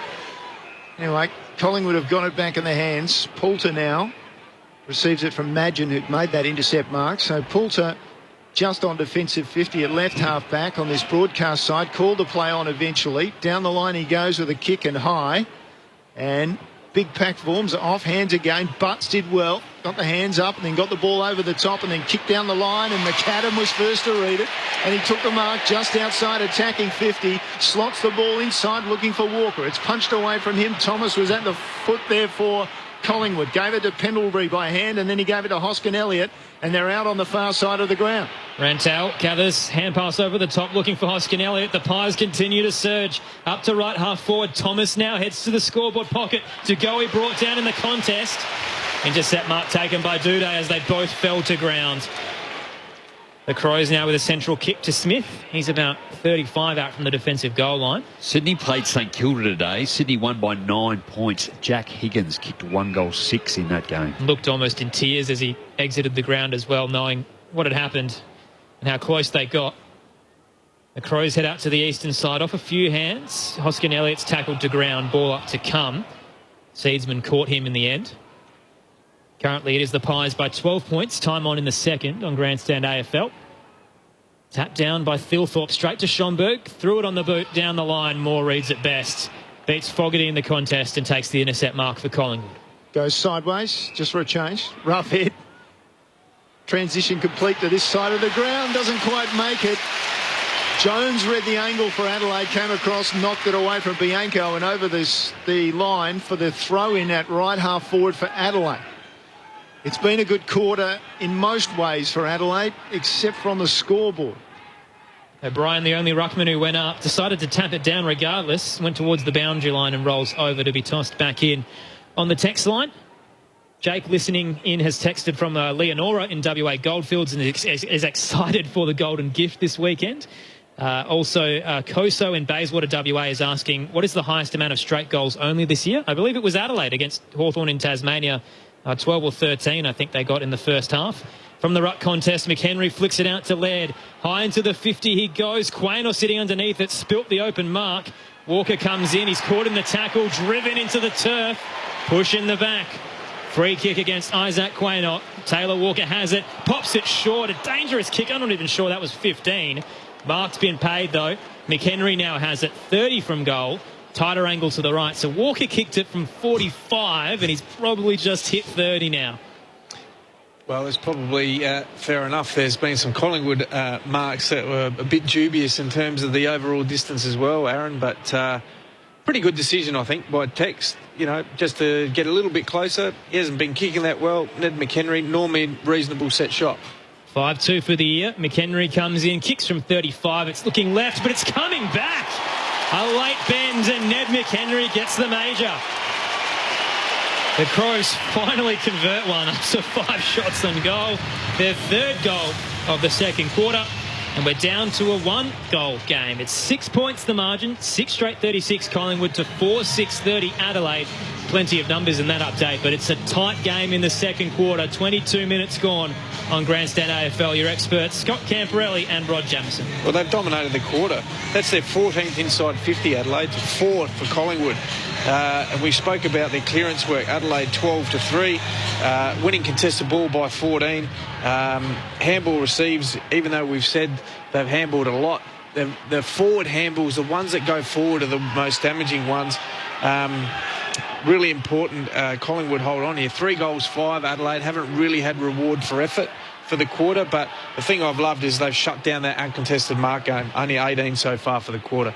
Collingwood on a 3-game losing streak. They've lost 8 of their past 9. You can see sometimes how they can be dominated. Out of the middle, though, side bottom gets the clearance for Collingwood. Duday picks it up on the bounce at half back for Adelaide. Takes it away near the interchange gates. Goes the kick, and Quaynor read at best ahead of Rowe to take the mark for Collingwood. So Pies will load up again late in this second term. They've kicked 6 straight. Quaynor to left half forward. Myercheck flew high but couldn't take it. Flicked out from Elliott towards Dacos. Curls it around into the 50. To go he rises. McPherson reads it best though. Comes across, spoils it over the boundary line to be tossed back in. Spent most of his time in the forward half, Jordan De Goey, this second quarter. He just doesn't. I think they're trying to play him like a Dustin Martin type scenario, but I know I've got a fair bit of the football around in the middle of the ground in the early part of the first. Oh, the ball just spewed forward out of the ruck contest. Elliott picked it up, and off the left foot he slides home his 5th goal of the game. What a finish from Elliott, just under the arms of the approaching Adelaide player. He was very quick ball to boot and reacted so well, and gives Collingwood a 7 straight 42 scoreline to Adelaide 4-6-30 after nearly 25 minutes gone in the second term on Grandstand AFL. Well, Ben Keys was versus him at that forward 50 stoppage. Didn't do a lot wrong, Keys, but just allowed him just to get goal side, and the ball just flipped forward.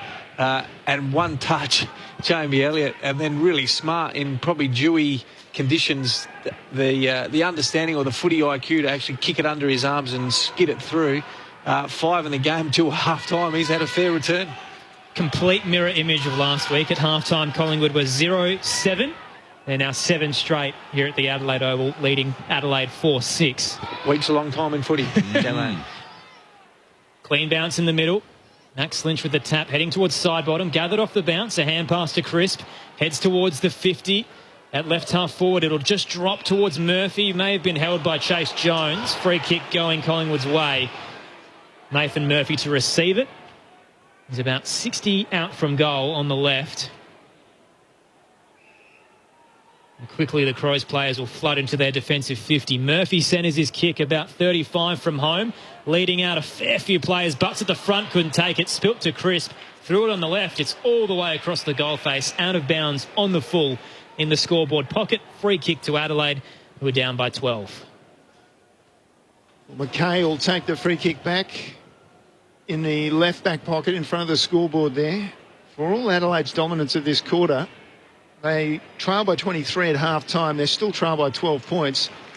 Kick to the outer side, goes to Thilthorpe, takes the mark immediately down and goes centrally with a kick, which was dangerous, hence Jamo's reaction. Oh, it's one Adelaide player to 3, Collingwood. Sloane took it. Now he's transferred it to this broadcast side of the ground to Jones. Jones hand pass inboard, looks for Butts. He decides to go down the line. Don't know about that kick. Picked off by Moore. And McAdam, who was perhaps the target, got a knee in the ribs for his trouble. Moore then stabs a kick out on the full. Execution of skills has been a problem in this match from both sides. Cue the Benny Hill music. How we? So the Crows now bring it into play. Jones pops it short to Seedsman. Still on the western wing. Decides to send it long towards the right forward pocket. Walker's alone. Had some eyes for it in the pack. Thilthorpe tapped it down. McAdam tried to soccer off the ground. Was smothered over the boundary line to be tossed back in. On the text line, Kevin's messaged in saying, sick of watching this rubbish. I'm just listening to you fellows instead. Fair enough. I don't know. What, to talk rubbish or... Was it? I'd hope our brand's a little better than the brand of footy that's out there. Walker taps it down straight to McHenry, busting through from 30. Was wrapped up by a couple. Ball up to come in front of the goal face for the Crows. About 25 out. They're still down by 12, late stages of the second. On the air. Walker just lets it fall in front of him. Through came Rowe, got hand on it. Then Thilthorpe, his kick smothered. It went to Maynard. Hand pass to Dacos. Showed the ball, ducked back in. Got a right foot kick down the line. Did pretty well. Off hands, it'll come back in through Jones. Off his left foot, 25 from goal. Smashed forward by Moore. Picked up by Laird. Hand pass wide goes to Seedsman. One step, ball fading. And it sneaks in, I think. It is a goal for Adelaide. Team lifter from Seedsman late in the quarter. Adelaide just grabs that margin back to 1 goal. Adelaide 5-6-36, trailing Collingwood 7 straight 42. 28 and a half gone. Grandstand AFL down to Jack Paqueta on the boundary. This quarter will get worse for Collingwood. Braden Sire has gone down to the rooms looking a little bit groggy. I'll keep you updated with any developments. Well, Paul Seedsman, he's had a great year, Jamo. I've been really impressed with what he's done. He's played more wing today, which is something different. They've gone with Laird, Sloan and Keys a bit more. Normally, he's been that third one that gives them a bit of balance through there. But what a wonderful kick he is. Off one step. There's not too many players in the competition can finish like that. He has. He's only had 1 or 2 bad games. West Coast was probably his worst. But when class players get the football, Rory Laird under pressure, the bullet-like handball out to the right spot to allow Paul Seedsman to settle down and have a shot. 6-point game. O'Brien taps it down to Laird. Now a hand pass to Keys, who has plenty of space in the square. Runs forward, sends it long into the 50. Thilthorpe's there, got hands to it. Madgen nudged him just underneath it and cleared by Maynard for the Pies. Off a few hands, side bottom comes. He's caught in a tackle from Jones. Seedsman comes to assist as well. Ball up to come at right half forward for Adelaide. Down by 6, but they trailed by 23 at the first break. It's certainly game on at the Adelaide Oval. Well, it's almost holding the ball. I mean, prior opportunity with the fend-off, that's your prior. Ball in the air from the umpire. Dacos.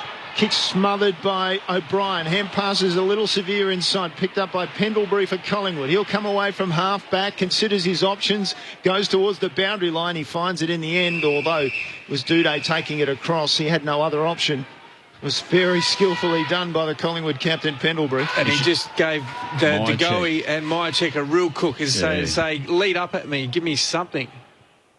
Toss back in. O'Brien in the front position, got it down to Seedsman. Laird now to Sloan in front of the benches. Curls around, heads up to the arc. Leading out, Thilthorpe again just flew a little bit too underneath it. Ricochets into the 50 though. McHenry wraps up Quaino. Got a hand pass away. Spills to McAdam. Gets boot to ball. It's dribbling slowly to the goal line. Poulter gathers. He's wrapped up by Schonberg.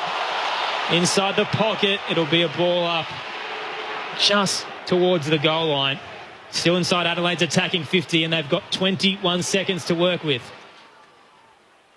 Shane McAdam again. Is it selfish again? I just don't like that. You know, I know he's not in great form and he's trying to manufacture something, but do the team thing. That's an easy handball and probably a shot on goal. Collingwood rumble the ball out to about 25 from the goal phase without a clean possession, just harassing and pushing and tackling, and finally force another ball up. So we're closing in on half-time. Not maybe a touchdown and a kick is all we've got left in this quarter. Ball comes down. We'll get another ball up. No, we won't. It's picked up by Sidebottom. He got it out, and it was cleared by Crisp. But that's it for the first half. It was engaging at times. It was accuracy from Collingwood, but not in the kicking around the ground at times. It was less than skillful, shall we say. But in the end, we've got a close one. At half-time, it's Collingwood 7 goals straight, 42. Adelaide 5-6-36. 4 goals to 2 in that quarter meant Adelaide could reduce that margin down to 6 points. The goal kickers at the major break for the Pies. Jamie Elliott with a handful in the first half. So 5 goals to him, singles to De Goey and Thomas. Meanwhile for the Crows, all individual goal scorers. Thilthorpe, Seedsman, Walker, McHenry and Fogarty. The text line, if you'd like to get in touch with us this evening, 0437 774 774. Mix texted in on the tractor sowing wheat at Tumby Bay, says the Crows to kick away this quarter. I imagine he's talking about the third term, but they certainly have the momentum at the moment after Collingwood's hot start. Bill says the Crows are clearly lacking the skill of AFL standard. They've had years to get that part of their game right, or I mean, technically, the majority of these players are in their second year, so some of them are probably still getting it better. But you're right, it has been an ugly game of football, Bill. And Fran in Melbourne's texted in saying, go Pies. I will take any type of win I think I can get because of the huge thumping we'll probably get next week against Melbourne. Do you think Nathan Buckley will be our coach next year? So that's a pretty big topic that we might touch on very shortly. Firstly, with Jamo and Campo, your analysis of the first half. Well, look, I think Collingwood dominated that first quarter. Well, dominated is probably not the right word, but they certainly owned the ball with that uncontested mark chains that we spoke about. Adelaide tidied that up. They only allowed them 20 marks that quarter. That makes a massive difference to making sure that you can actually have an influence with the ball. And no surprise, Jamo, Adelaide 20 inside 50s to 7. Now, probably didn't get reward for effort in terms of what they got, 4 goals, 5. and even the efficiency going in there, that's probably, anything under 50% is probably not good enough in terms of AFL level, but they're giving themselves the opportunities. They're dominating clearance, 24 to 15 for the quarter. So they're actually got control even around the contest as well. But, Taylor Walker, 1 goal 5, he probably hasn't had his kicking boots on today, to be fair, but most of those have been from long range as well, to be fair. But Jamie Elliott's been the difference, really, between the two sides. He's kicked 5 straight. So on the flip side, they've been really efficient going forward on the flip side compared to Adelaide. But I love what Jack Crisp and Pendlebury are doing. They're flipping in from midfield to half-back, having a real influence. But once again, led 21 disposals, Keys and Seedsman are the ones that are winning the ball for Adelaide. But good response from Adelaide in terms of what they needed to do. And the amount of football that Adelaide have had in that first half is their defenders had a lot of the football as well. When you go, Pendlebury's had 11, Roughhead 11, Poulter 10, Moore 10, Quaynard 9, and then Elliott, who's been the standout. And as you touched on, in that first half, kicking 5 goals, he's had only the 8 disposals too. So efficiency great, inside 50s in that quarter you touched on. I think the improvement came a little bit from the defensive work in the forward half with the amount of football they had in there. I thought Chase Jones, his effort to be able to tackle and smother was good. Ned Big-Henry just continually being a pest around the football. James Rowe needs to find more, Robert. He's only had 3 disposals to half-time, so that hurts. The other one too, Lockie Scholl 4. But when you... Darcy Fogarty, he's around the mark, but he probably needs to do a lot more. He's only had the 1 mark in that first half. So there's a lot of players that need to lift, but we keep going back to the ability to be able to use the football inside 50. They're just hoping that, one of the players is going to take a mark up forward. But Roughhead and Moore are doing all the work in the back half for Collingwood, and they're holding on considering the amount of football that Adelaide had. So from the Collingwood side of things, Fran's text about Nathan Buckley, we touched on it earlier today on SA Grandstand, Campo, that I think it's ugly football, but it's keeping them in contest. So they lost by a point to Port Adelaide, by 10 to Geelong. Tonight they're up at the moment at half-time by 6, and it's not pretty, but it's working for them. Yeah, well, it's a real fine line. You can see that what he's trying to do, he's got Poulter in there, so he's trying to play some of the young guys. Isaac Quaynor's playing, Dacos is playing, John Noble's playing. So he's trying to... Bianco is a young player coming in for his first season. So you can see he's trying to implement some of the younger guys and give them an opportunity. You can see that Pendlebury's not playing midfield minutes. They're actually trying to get some of those younger guys through there, and he's playing a bit more off half-back. With Crisp, they're sort of flipping in and out. So from that point of view, you can see what he's trying to do. In terms of the game plan, I think he's probably made a decision, having seen it live now, that he doesn't have a key forward to kick to like Taylor Walker or Darcy Fogarty. He's really only had Mychek really forward of the ball to kick to. So and Jamie Elliott, and all of his marks have all been on the lead-up. So you can see that he probably doesn't have a key forward like the other teams, like a Hawkins and these sort of teams that have got focal points up there.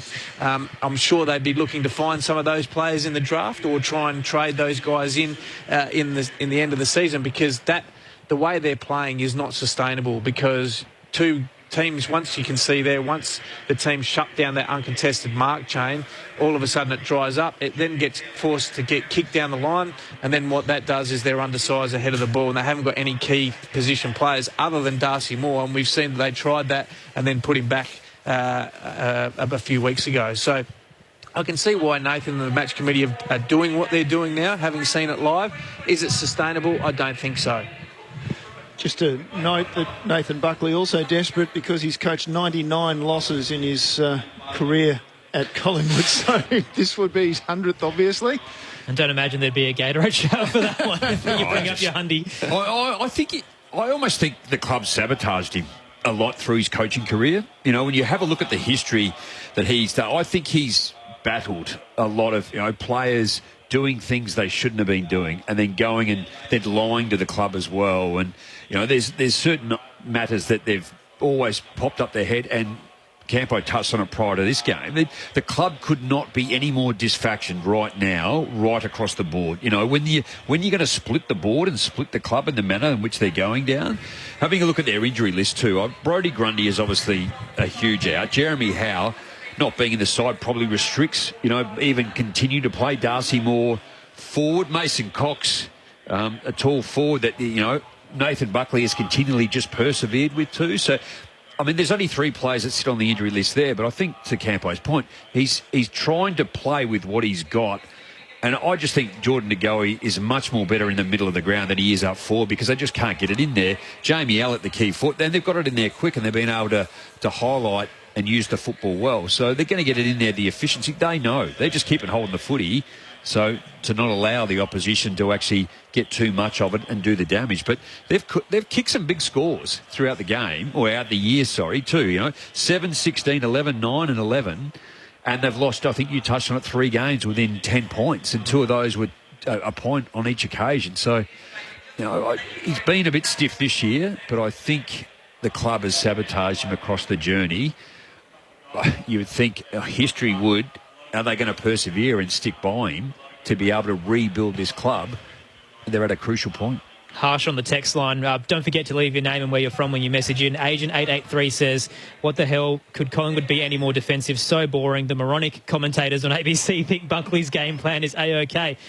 They're up at half-time, so at the end of the day, it is working for them, as unappealing as it is. Moronic? Moronic's a bit harsh, I think. Plenty more text to run through following the major break here, but Collingwood is up by 6 points over Adelaide. They led by 23 at the first break. The Crows kicking 4 goals to 2 in that second quarter. We'll give you some scores from around the country as well. But for now on ABC Radio and ABC Sport Digital, it's time to head to the ABC newsroom.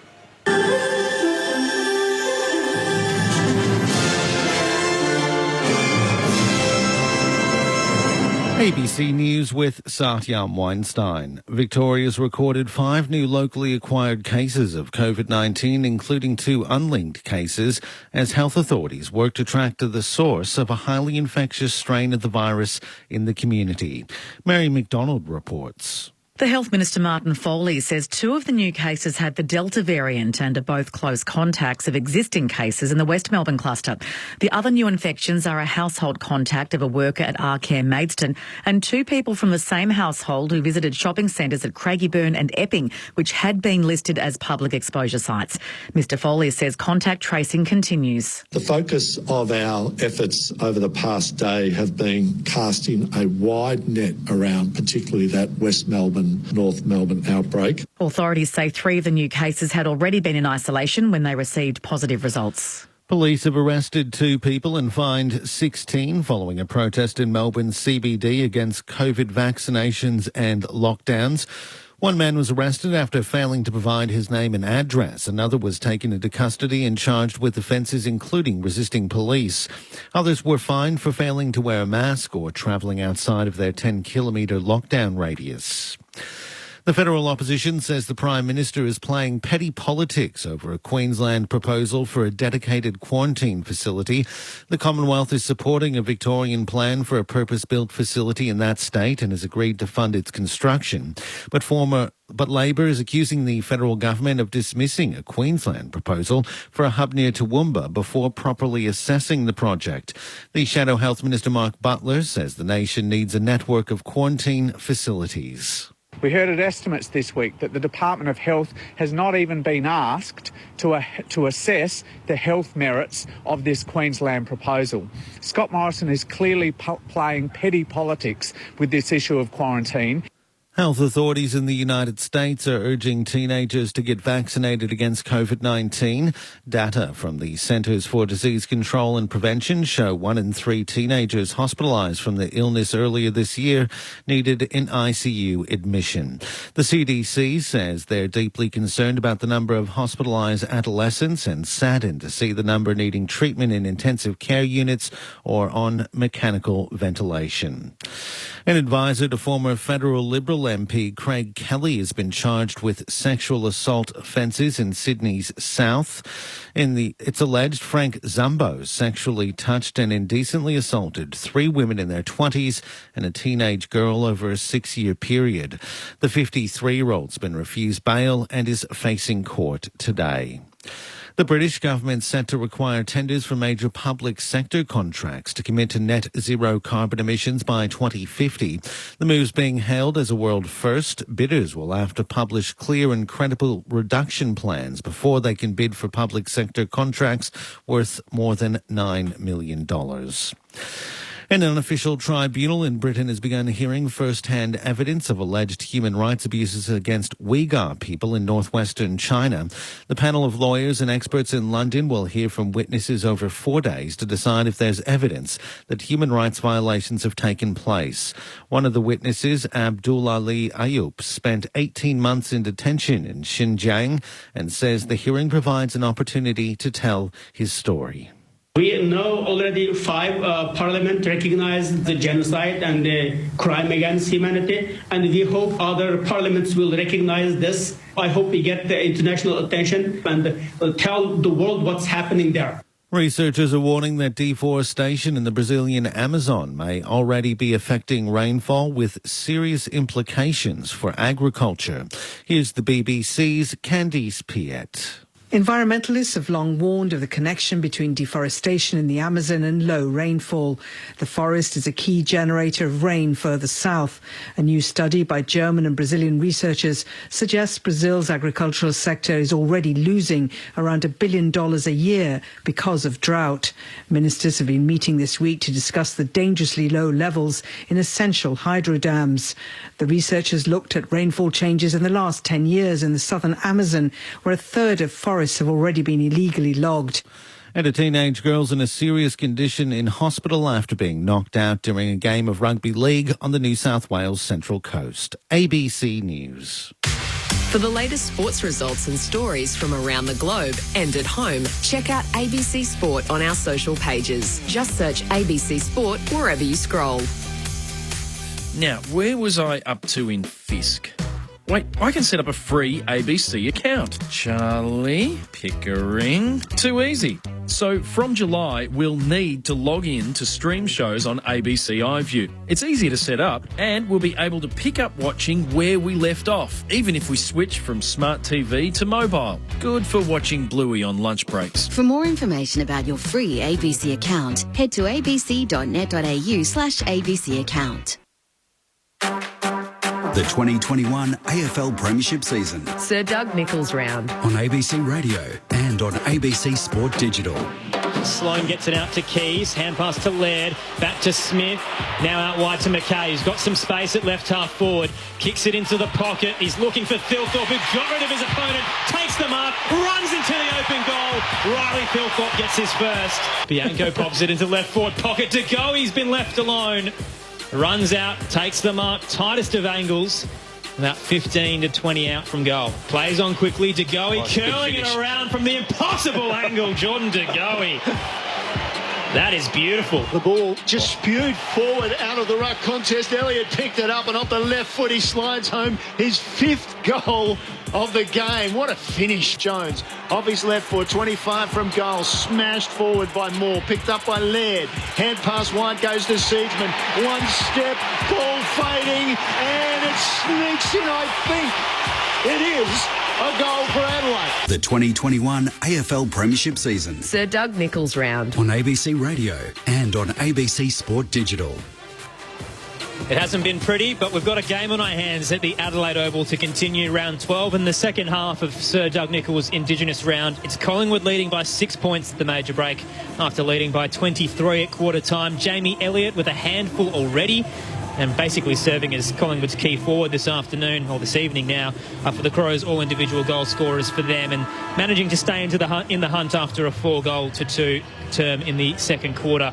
Aaron Bryans and Neil Cross with you alongside Scott Camporelli and Rod Jamieson. The text line this evening, 0437 774 774.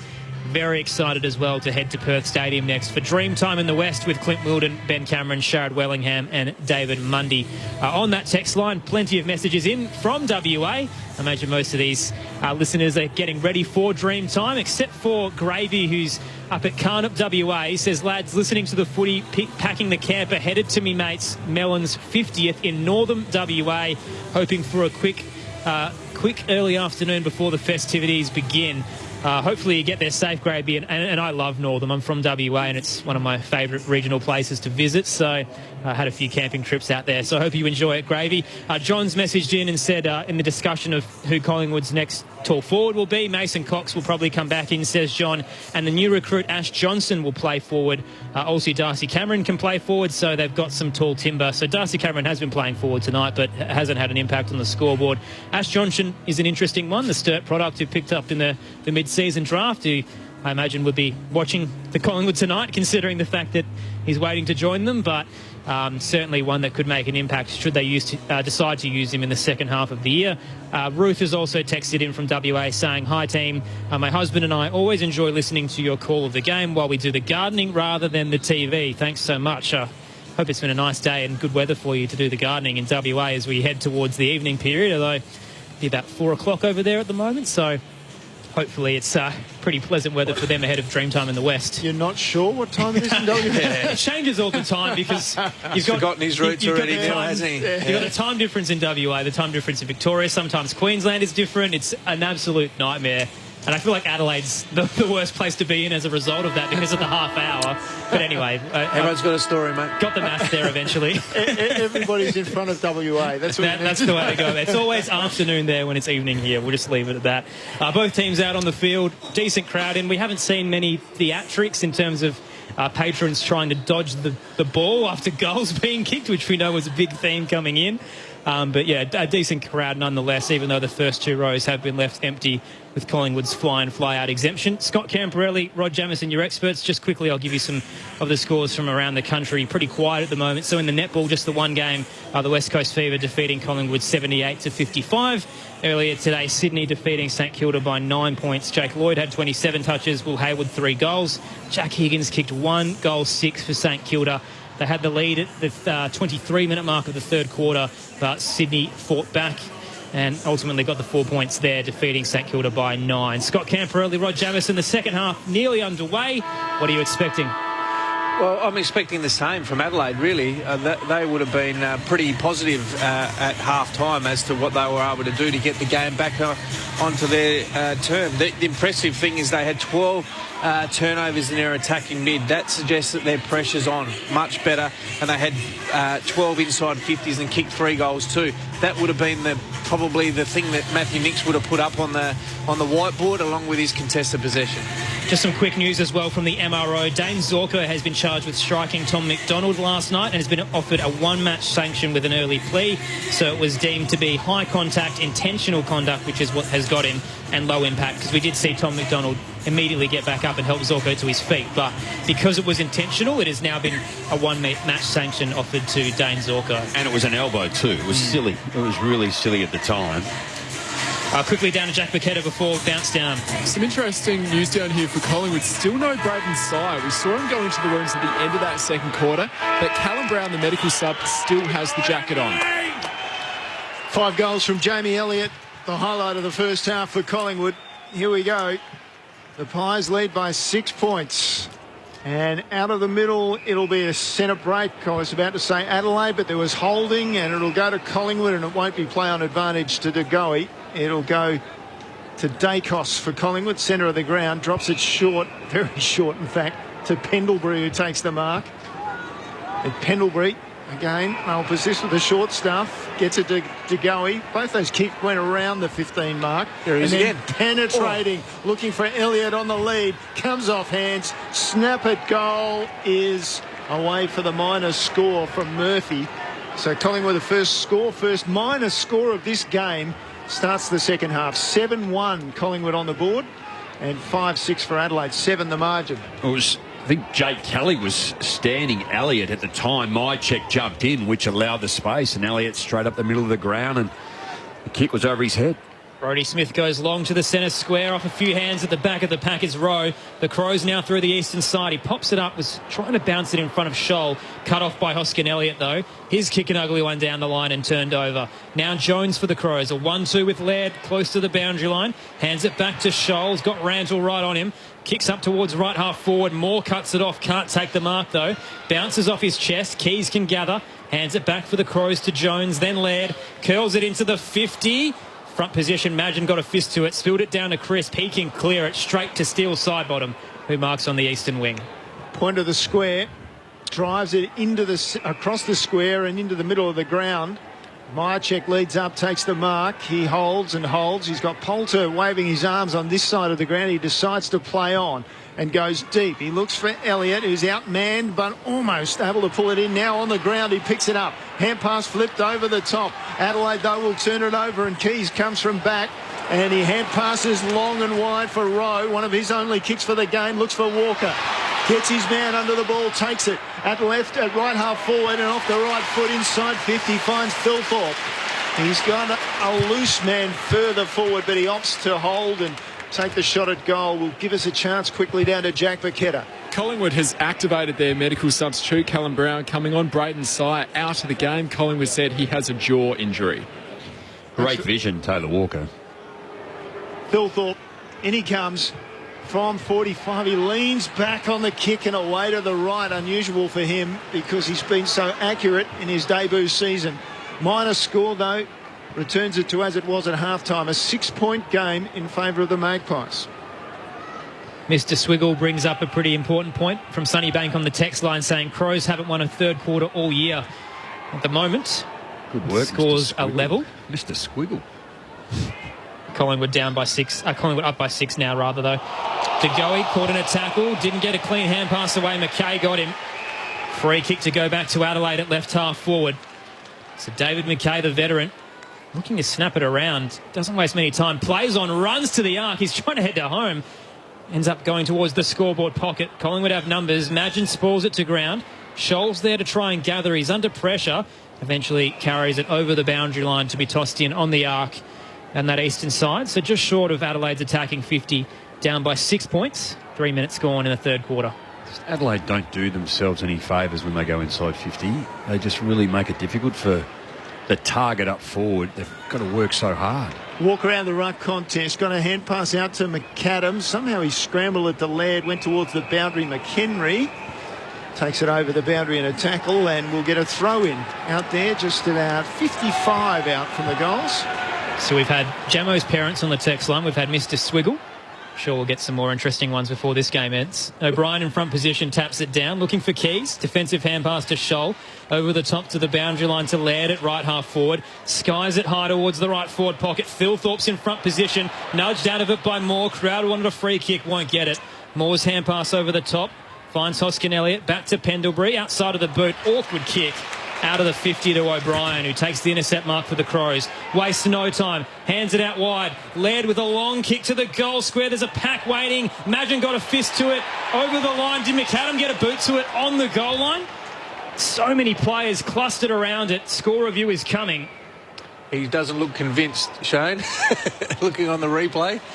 From our angle, it looked like it bounced off his chest. He's completely missed it on the left and hit his knee on the right. Yeah. And because it's the knee and above the leg, it probably won't count as a shot, will it? It's missed his, yeah.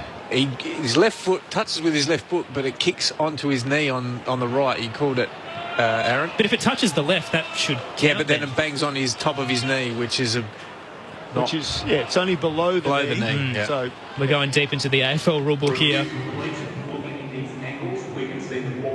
Contact with the Adelaide attacker's knee before crossing the back of the goal line. Decision on scoreboard. See, you go to the answer again. Well, Aaron called that. Excellent. Give him some credit. Thank you, Camper. Scott Camperelli is correct. Minor score to the Adelaide Crows. It's a 5-point game now. Collingwood 7-1-43 to 5-8-38. What's next, Campo? Uh-oh. Quaynor plays on from fullback and dangerous kick down the corridor. Adelaide with the tackle. Jones, heavy tackle, umpire circling, but Ball in just inside the centre square at the back end for Collingwood, and the umpire calls for the ball up. Last man up there, Rantel, for Collingwood. So the ball in the air, knocked down towards Lockie Scholl, tried to get the hands over the top. Side bottom got him. Umpire said that's your opportunity. He tried to wiggle the hands free instead of handballing. So off half back, side bottom goes short for Crisp. He takes the mark just inside the centre square. Again, a 15-metre kick just. Oh, Crisp kicked it into the man on the mark, though. McAdam got a hand to it. Noble's busted off it. Sloane picks it up. Hand pass to Keys, then Laird. Now in the centre circle. Schomburg weaves around a couple. Sends it high into the 50. Coming across. Magin couldn't take it. Fell to ground. McHenry can pick it up. Hand pass out to Scholl. He's pushed as he kicked it. Straight up and down. Coming through. Fogarty nearly claimed it. Gathers it on the ground. Quaynor dives onto him. Messy footy in the scoreboard pocket. Sloane tries to fend away the tackler and he's caught. Ball goes over the boundary line. It'll be tossed back in. Inside Adelaide's attacking 50, down by 5. That's almost holding the ball. Great tackle, John Noble. The interesting thing for me, so it's Brodie Smith versus Jack Crisp at the moment. Both teams have got a number up around the stoppage, so it's who's going to have the better influence and use that extra number is going to be pivotal in this quarter. It's not pretty to watch, you can say that. Hoskin Elliott clears the area for Collingwood. It's almost down to centre wing now, and across comes Brodie Smith, the aforementioned loose player for Adelaide, takes it across the boundary line between half-back and centre wing on the eastern side for Collingwood. And the Pies still lead, 5-8-38 for Adelaide and 7-1-43 for Collingwood. Max Lynch into the ruck up against O'Brien, who just took it clean. Hand pass back to Seedsman, caught in the side bottom tackle. Got a hand pass away to Sloane. Kicks it up to right half forward. Quaynor read it best, but went straight through his hands. Bouncing into the 50 now. McAdam can pick it up. Hand pass wide to Laird. Tight angle in the scoreboard pocket. Sets it up in the goal square. Fogarty rose up, couldn't juggle it, and rushed it through in the end for a minor score. The Crows now down by 4 points. Collingwood 7-1-43, Adelaide 5-9-39. Geez, they're peppering Adelaide. 7 inside 50s to 2. I'm not sure how long Collingwood's going to get away with this. Another 7 inside 50s. Adelaide will be in front by a couple of points. Quaynor worked hard inside defensive 50, and then finally a kick to Poulter, who goes short. They're outside defensive 50, side bottom. Just heels against the boundary line at right half back. He goes very short. Poulter leads up, drops a chest mark. Adelaide turns it over. Inboard hand pass finds Keys. Keys drops his ball in short. Rowe takes the mark. He's wide out and just inside 50. He had Smith calling for it. Instead he goes inside 50. Comes off the hands. Collingwood will clear it through Pendlebury and then Crisp. And then Crisp's hand pass finds side bottom forward from Noble. He got it out to Murphy. Down the line he goes with a kick, and Adelaide will get a free kick for holding or a mark for McPherson. It'll be a free kick to Butts. There was holding there by Myercheck. Butts, short kick inbound, finds Sloane now into the centre square. He'll go to Schomburg. Just short of the centre circle, runs around, plays on, but Elliott nearly got him. Oh, he read him best from centre half back. Hand pass out to Seedsman, who spears it in towards Fogarty. All alone, 40 out from goal, straight in front. Great vision too. So Adelaide were transitioning it out to the eastern part of the ground. Season was on his own. Schoenberg under pressure, and he was going to go down the line, and that's where all the Collingwood defenders were going, just to cover the ground. Darcy Fogarty went right, and he just bullet-like pass and an easy mark in the end. Been a strong year for Fogarty so far. 11-2, 3 goals last week. Looking for his second tonight. Starts outside the paint of 50. Kicks from 45, plenty on it, but too much to the right. Another minus score for Adelaide. That's 4 in a row for them. We saw 5 in a row in the second quarter. 3-point game now. Collingwood 7-1-43 to 5-10-40. 10-minute mark of the third. Awkward exit out of defensive 50 as well. Went through a couple of hands. The Pies are scrambling. Side bottom, in the end, just got a kick at the ball. Scrambled away that time by Poulter. Up to centre wing, Myercheck with a chest mark. Hand pass wide for Bianco. Bianco goes inside 50, carries too far for his target. Thomas was there for Collingwood, but Sloane beat him. Got lucky, Rory Sloane. Hand pass away to Hamill. His kick was faulty. Sets it up for Collingwood to come again. Bianco picks it up, looks inside once and then twice, and then finally with the left foot, he just puts it inside 50 to go. He rises above the pack and takes a mark. It's about 45 metres out, mate. Even less, 40 metres out, slightly to the right of centre. It's a really difficult game to watch at the moment, isn't it? I like Bianco. I like the way he moves. He has got a little bit of Scott Penderbury about him, hasn't he? You know, second game player, good poise. So Degoe already with 1 for the match, and now he's got 1 goal, 1. Out to the right with a kick, so the disease that has mainly been with the Crows has been caught by the Magpies. Contagious. It's contagious. It's a bird flu, I think. Don't say those words right now, Frosty. Not with Collingwood flying in and flying out. Not after the week that we've had. Cleared out a defensive 50 off a few hands. O'Connor's there for the Crows. Hands it to Keys. Shrugs away side bottom. Runs to the western side. A 1-2 with O'Brien. Now Keys just doesn't know where to go. Backing up against Murphy. Finally gets a kick away. Up to left half forward. A 2-on-2 and more read at best. Another intercept mark for the Pie. That's the contest there where Riley Thilthorpe's got to be stronger. He just got pushed under the footy way too easy. Walker was out of it with rough head. Moore takes an easy mark. Call to play on, goes down the line. O'Brien got a hand on it. McKay picked it up. Hand pass inboard to Sloan. His kick intercepted. Collingwood had a hand on it. It came to Bianco. His kick was poor. Turned over again. Walker's picked out. up by Jones for Adelaide. And then he got it out to, well, a chain of hand passes. Ends in the hands of Adelaide through McHenry. He goes long looking for Thilthorpe in the pocket. It was too far for Walker. Thilthorpe managed to keep it in. Walker picks it up, looks around, snaps it on left foot and kicks a goal. Well, Walker was clear inside 50. They didn't hit him. He actually stopped, but Thilthorpe was good enough to keep the ball in play. And Walker from the right forward pocket, the snap off the left foot, a goal.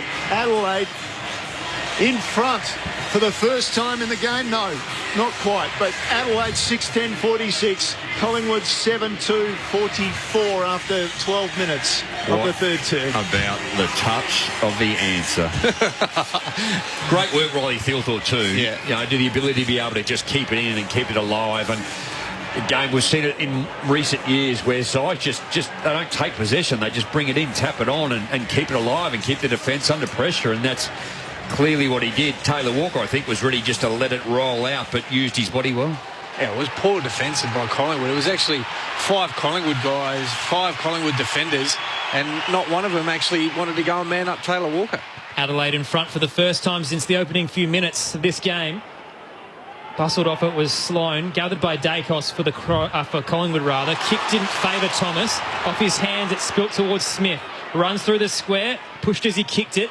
Off the half volley, McHenry can gather. Hand pass to Schonberg. Had a man out wide, but opts to go to the pocket. Over the head of Fogarty. Thilthorpe can't gather either. Scholl, who was that man running through, can pick it up. Caught in the tackle, got a hand pass to Thilthorpe. Now Schonberg centres his kick to Fogarty. Top of the goal square. Slight angle to the right. Darcy Fogarty should lap this up in front of goal. Well, he made up for it, Harry. If I was playing back in the day, Jamo, he would have got an almighty spray, young Scholl. I mean, that's the difference. An extra handball, Scholl runs in. He's probably the highest skilled player in the Crows list. He would have knocked that over. But instead, they've got to make things really hard for themselves. Fogarty comes in. He'll kick from 15 and slots it. All of a sudden, Adelaide out to a 7-point lead after trailing by 23 at quarter time. The Crows finding some form at home. Darcy Fogarty has 2. Adelaide 7-10-52. Collingwood 7-2-44. 15 minutes gone in the third quarter on Grandstand AFL. Your experts Scott Camporelli and Rod Jamison. Well, here's a chance for Adelaide to actually change the narrative of where they've been this year. And I think Mr. Squiggle highlighted the fact Adelaide have not won a third quarter. Now, they've only kicked 2, and we're only halfway through this, but here's an opportunity to the point that Campo touches on as well. You look at Richmond, you look at Geelong, you look at the top-end teams, Melbourne, they just give it. They keep it alive. They give it to someone in a better position every time. Just make it easy for each other. Josh Thomas won't want to look at that one on the replay, I wouldn't have thought. 2-4 to 2 points in this quarter. Adelaide in front. Out of the middle, Laird just had to release the hand pass in a tackle. Seedsman picked it up, lost it straight away. Ball on the ground. Thomas did well, ferried it out for Collingwood. Then hand pass came out that time from Dacos. Tackle made by Adelaide. At the back end of the square for Adelaide, will get a ball up. Callum Brown at the bottom of it, the medical sub, who's now been subbed on for Collingwood with Braden Sire out of the game with a jaw injury. Off the reset, Dacos flicked a hand pass out to no one in particular. Hoskin Elliott can gather under pressure, spins around and sends it high into the 50. The Crows have numbers. Smith coming across, takes the intercept mark. Flat kick was ugly though, went straight to Hoskin Elliott, who lowers the eyes and finds Bianco. 45 from goal, slightly left of centre. Skip an eye on DeGoey and Jay Kelly, they were going at it too. They both ended up on the ground in amongst all that contest. Mycheck's holding his stomach, he's obviously caught one, and breathing hard from Jordan Butts. Trent Bianco, who had a great debut last week, 19 touches. Now his second game tonight. Starts just in front of the square. Has to put a lot on it from 47. Loads up, heads towards home. Trent Bianco has his first goal in AFL footy. And the Collingwood Football Club needed that desperately. Back down to a 1-point game. Adelaide up 7-10-52. It's a 2-point game rather to Collingwood's 8-2-50. 17-minute mark of the third quarter on Grandstand AFL. Well, he'd be really disappointed, Brodie Smith. As we said, he's probably one of the best disposers of the ball, kicking. But I'm not sure what he was going for there. But great composure by Will Hoskin Elliott, just to lower his eyes, because that's what can happen. Get a rush of blood, jam it back in there again where there's extra numbers, but lowered his eyes, and great finish. Anytime a new young Italian player comes into the competition, I'm on board, Jamo. He looks sharp.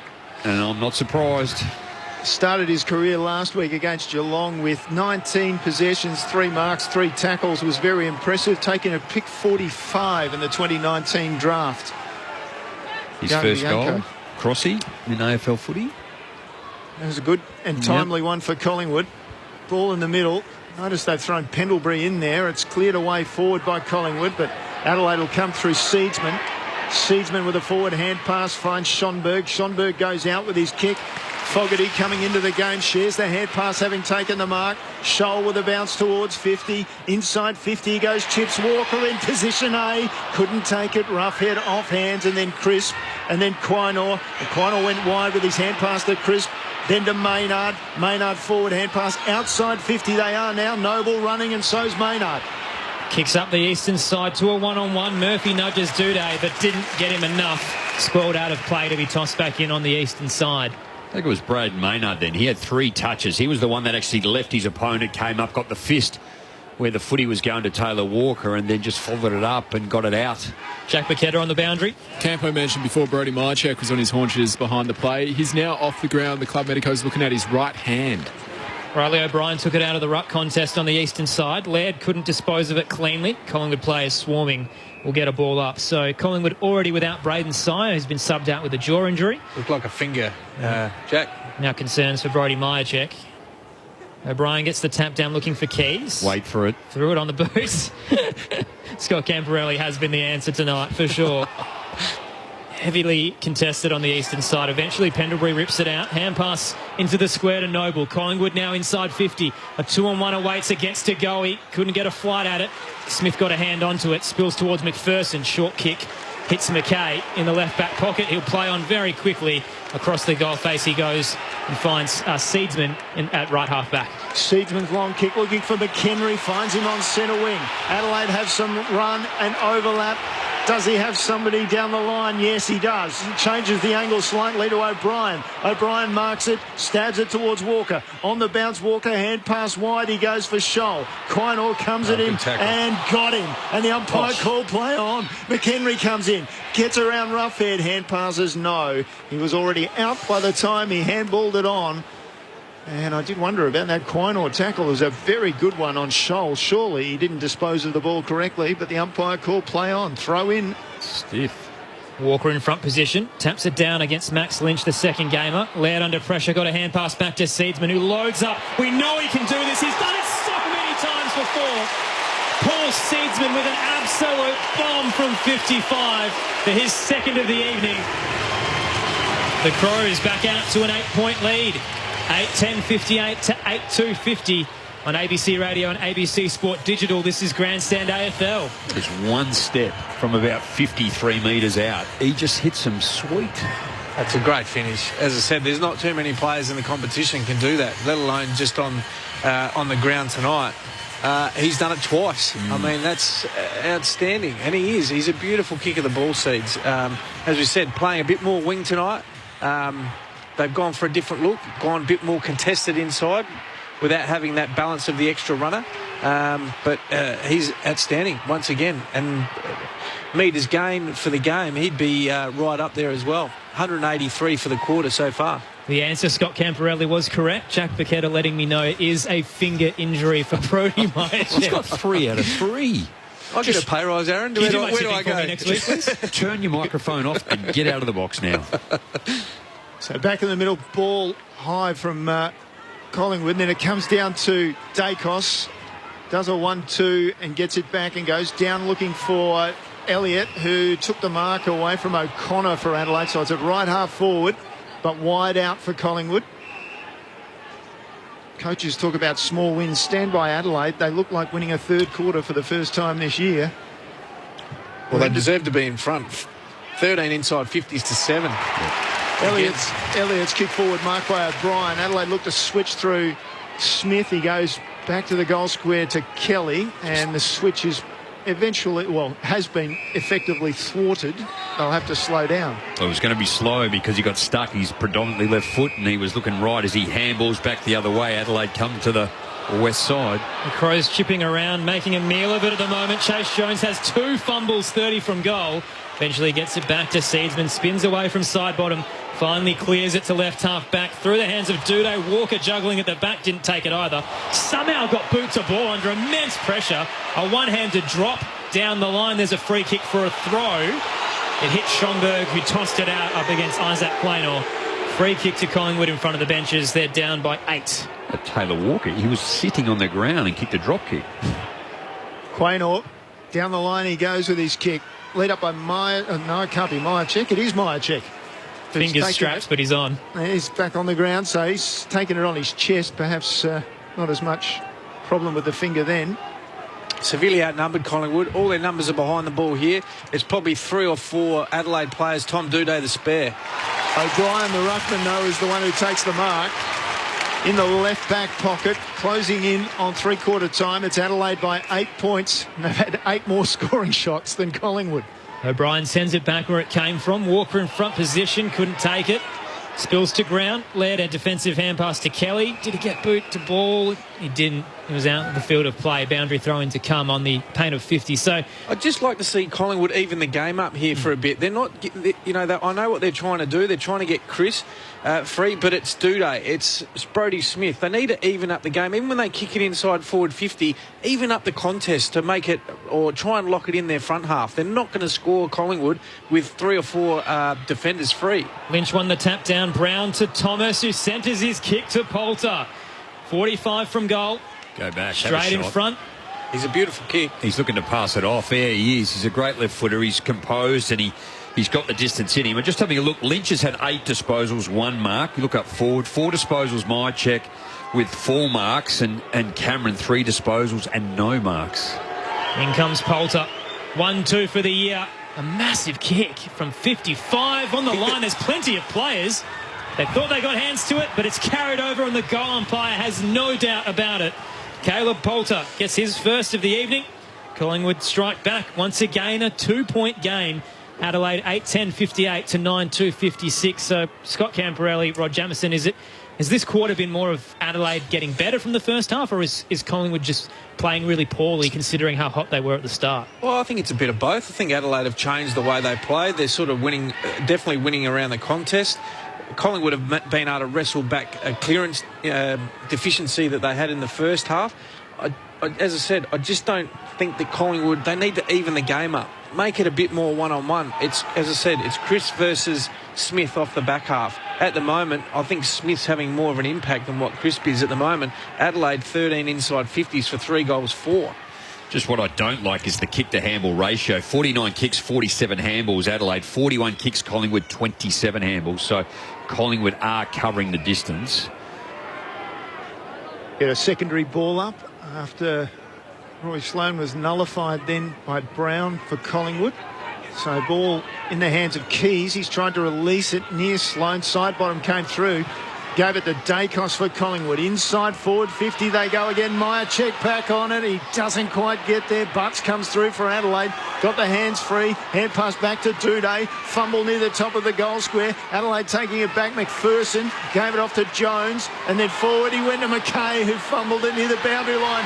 Quaynor picks it up. Was it already out? No, said the umpire. 25 from goal contest. Dacos at the front. Goal!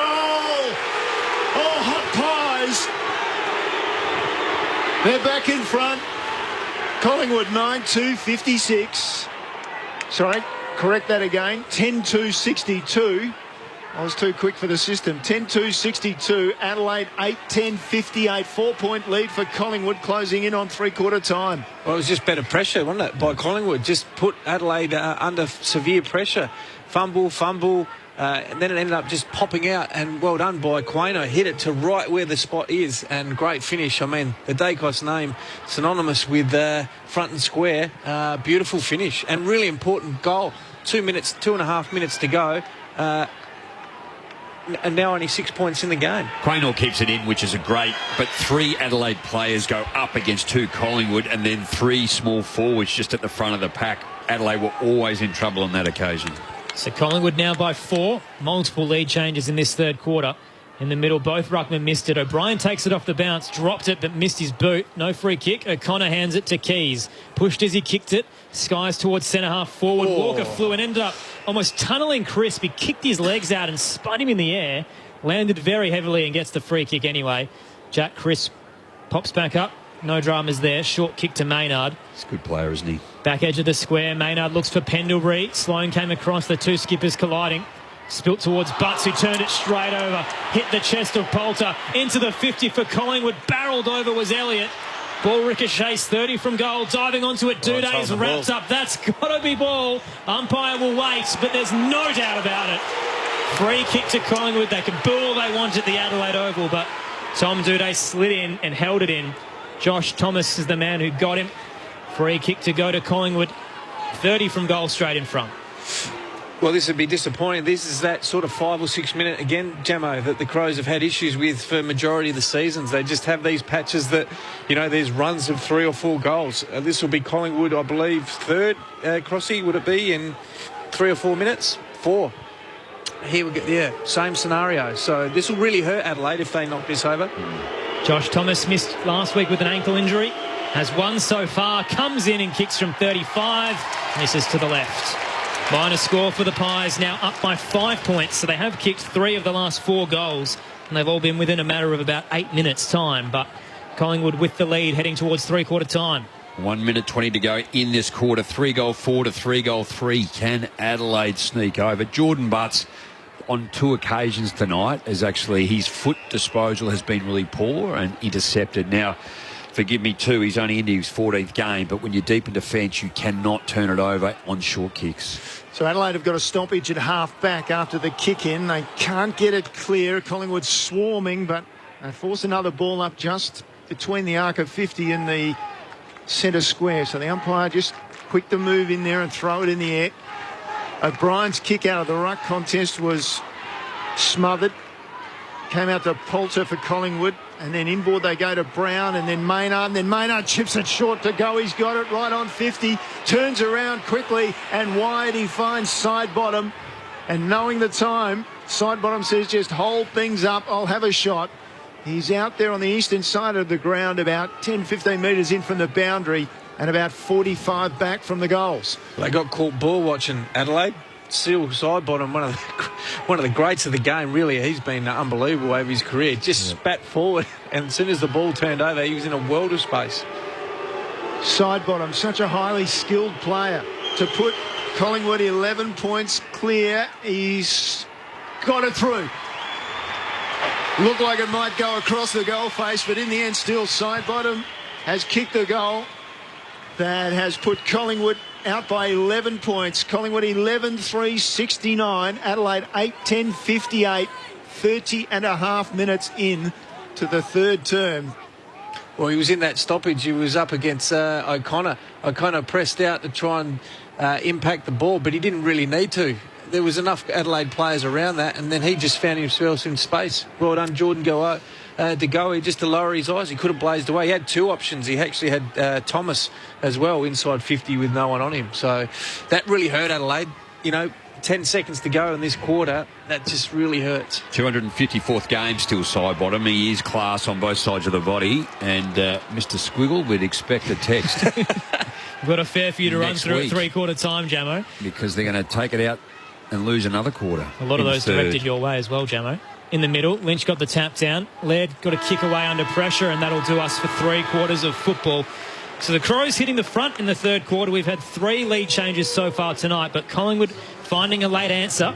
Now up by 11 points heading into the final quarter. 11-3-69 plays 8-10-58 at three-quarter time. It's an important game for both clubs. Adelaide would hope they can remain in the hunt for the top 8 with a win this evening now. Collingwood, meanwhile, so much turmoil inside and outside of the club. They'd be desperate for a road win to try and ease some of the pressure on them. Up by 11 points, the goal scorers heading into the final term. Jamie Elliott has a handful, 5 goals to his name. Singles to De Goey, Dacos, Bianco, side bottom, Thomas and Poulter. Meanwhile for the Crows, 2 to Seedsman, Walker and Fogarty. Singles to Thilthorpe, Mick Henry as well for Adelaide. So 11-3-69 plays 8-10-58. Earlier today, Sydney defeating St Kilda by 9 points to continue round 12, and our Friday night game saw Melbourne defeat Brisbane by 22 points. Coming up shortly as well, arguably the biggest game of this round, Dreamtime in the West. You'll be headed to Perth Stadium with Clint Wilden, Ben Cameron, Sharad Wellingham and also David Mundy. A massive contest. So excited to get there and see what the spectacle it will be like at Perth Stadium. So stay tuned following this contest for that. But for now, on ABC Radio and ABC Sport Digital, this is Grandstand AFL. Open your ears to the world with the ABC Listen app. Australia's best scientists and comedians join forces in the pop test. Sorry, we're being told that our science show is getting too nerdy, so... Join Triple J's Hobber and Hing as they challenge Aussies to deliver their most elaborate yarn in Simply the Jest, or tackle all the mayhem in the sporting world with Roy and HG in Bludging on the Blind Side. How do you go with the maths thing? Oh, I'm not going to question the maths. No, I'm going to accept it. Download the ABC Listen app today. The 2021 AFL Premiership season Sir Doug Nicholls round on ABC Radio and on ABC Sport Digital. Chain of hand passes ends in the hands of Adelaide through McHenry. He goes long looking for Thilthorpe in the pocket. It was too far for Walker. Thilthorpe managed to keep it in. Walker picks it up, looks around, snaps it on left foot and kicks the goal. Walker in front position, taps it down against Max Lynch, the second gamer. Laird under pressure, got a hand pass back to Seedsman, who loads up. We know he can do this. He's done it so many times before. Paul Seedsman with an absolute bomb from 55 for his second of the evening. Lynch won the tap down. Brown to Thomas, who centres his kick to Poulter. In comes Poulter. 1-2 for the year. A massive kick from 55 on the line. There's plenty of players. They thought they got hands to it, but it's carried over and the goal umpire has no doubt about it. Jones, and then forward he went to McKay, who fumbled it near the boundary line. Quinall picks it up. Was it already out? No, said the umpire. 25 from goal contest. Dacos at the front. Goal! Oh, hot pies! The 2021 AFL Premiership season. Sir Doug Nicholls round on ABC Radio and on ABC Sport Digital. A cracker of a finish coming up on Grandstand AFL. 3 lead changes so far, and a couple of them in that third quarter. Collingwood in front by 11 points after the Crows hit the front midway through. And now we'll wait and see what this final quarter has to offer. 11-3-69 to 8-10-58. Aaron Bryans and Neil Cross with you alongside Rod Jamieson and Scott Camporelli. Plenty of comments from the text line as well. Macca and Salmon Gum says, loving the call, huge Pies fan. Come on, Maggies, bring it home. Scott Cummings, whether or not it's the real one or not, has a text in for Rod Jamieson saying, you owe me a beer for belting me in the showdown. Always good to have a bit of character on the text line there. I'll get it back from all your Port Adelaide mates. They all give me beer for belting you. Fuck you were. Bill says, may as well give the opposition 2 extra players. The Crows at times are severely incompetent. So many texts to run through. We'll get through a couple of more of those very shortly, but such a big game coming up following this one at Perth Stadium. It's Dreamtime in the West. The biggest game in Indigenous round heads its way to WA. And to preview it for us now, Clint Wilden can join us. Clint. Thank you, Aaron. Yes, the ground does look magnificent. Perth Stadium, it will be sold out. Tickets Well, 50,000 of them sold in just 17 hours, and those that were remaining were stacked up the day later in just 4 minutes. A crowd of 6,000 making their way from the WACA ground across the Madagarrett Bridge to meet outside the Nicky Winmar statue that's on the city side of Perth Stadium. That's currently taking place, and so much to look forward to. It is a game that is so much bigger than the game itself, the Dreamtime game, for the third time, or a third different venue after it was in Darwin last year and then the previous 15 times at the MCG. Big game too for both of these clubs. We know the Tigers, well, they've been win-loss since round 5. Can they get back-to-back wins? While Essendon, they were mightily impressive last week against the West Coast Eagles. Perhaps the start of something for Ben Rutten and his side. What will unveil itself in front of us here? One of the truly magic marquee games of any season. Can't wait to bring it to you alongside Ben Cameron. We'll be joined in commentary by Sharad Wellingham and 300 gamer with the Fremantle Dockers, David Mundy, on debut on Grandstand AFL. That's all to come from the West. Aaron? Thanks, Clint. Looking forward to it. A massive game coming up to continue round 12. Also on the text line, Rico says, I'm neither a Crows or Pies supporter, but loving the call. Good to hear some new players coming through. And also Yaz and Mr. Squiggles got back in touch with us as well to both let us know that once again, Adelaide did not win a third quarter. They've lost that to Collingwood, down by 11 heading into the final term. Rod Jamieson, Scott Camporelli, what are you expecting? Yeah, well, once again, Collingwood just wrestled back momentum that last 3 or 4 minutes. They kicked the last 3 to head into the break in front. But, it's going to be interesting. Really, around who can actually win off turnover would be the thing for me. Who's going to win that quarter? Because that's where both teams have scored mostly tonight. Collingwood's pressure is good tonight. 61-39 tackles, plus 22 going into this last quarter. O'Brien's tap down was cut off by Pendlebury. Just threw it on the boot towards right half forward. Cut off by McKay. Hand pass for the Crows defensively to Smith. An awkward kick up to centre wing. Favoured John Noble, who slid in and couldn't take it. McHenry mops it up for the Crows. Hand pass to Laird. Then Schomburg runs to left half forward. Sideboard and runs him down, but he got the kick away at the last minute. Finds James Rowe, 45 from goal. Thought about playing on. Decides against it. Will go back and take his set shot. The Crows looking to strike first in the final quarter. Be right on his limit, I would have thought. It will be too, but he needs it. He's been pretty quiet the last 3 weeks. Really important for Adelaide to get off to a good start and finish strong at the end where most of the goals have been kicked. Pretty decent year for James Rowe so far. He's only gone goalless in 3 of the 10 games he's played and needs to convert this to avoid making it 4. Has a little trot, then loads up from the arc. Plenty of power in the kick. It sits up in the goal square, off a few hands, bounces out towards the right forward pocket. Poulter will carry it over for a boundary throw-in. So 1 minute gone in the final quarter. Collingwood still lead by 11 over Adelaide. Earlier today, Sydney defeating St Kilda by 9. And if it was Scott Cummings, I am happy to buy him a beer when I catch up with him next. I love beer. So you said several times, gentlemen. Out of the ruck contest, Walker gave it to Rowe by hand, then back to Keys. He tries to get on the left foot, eventually does, round the corner. It's going close. It's curling through for the minus score. Umpire wants a check on this, the goal umpire, that is. Not sure if Moore took the mark before it crossed the line or he fumbled. So we'll wait on this. Could be crucial in what might be a very close game. 11 points the margin right now. What does the score review tell us, boys? Yeah, it's a point. Marked over the line. Yep. Well and truly, maybe half a metre over the line. Looking at this angle, we can see. Why don't they just come up to Campo?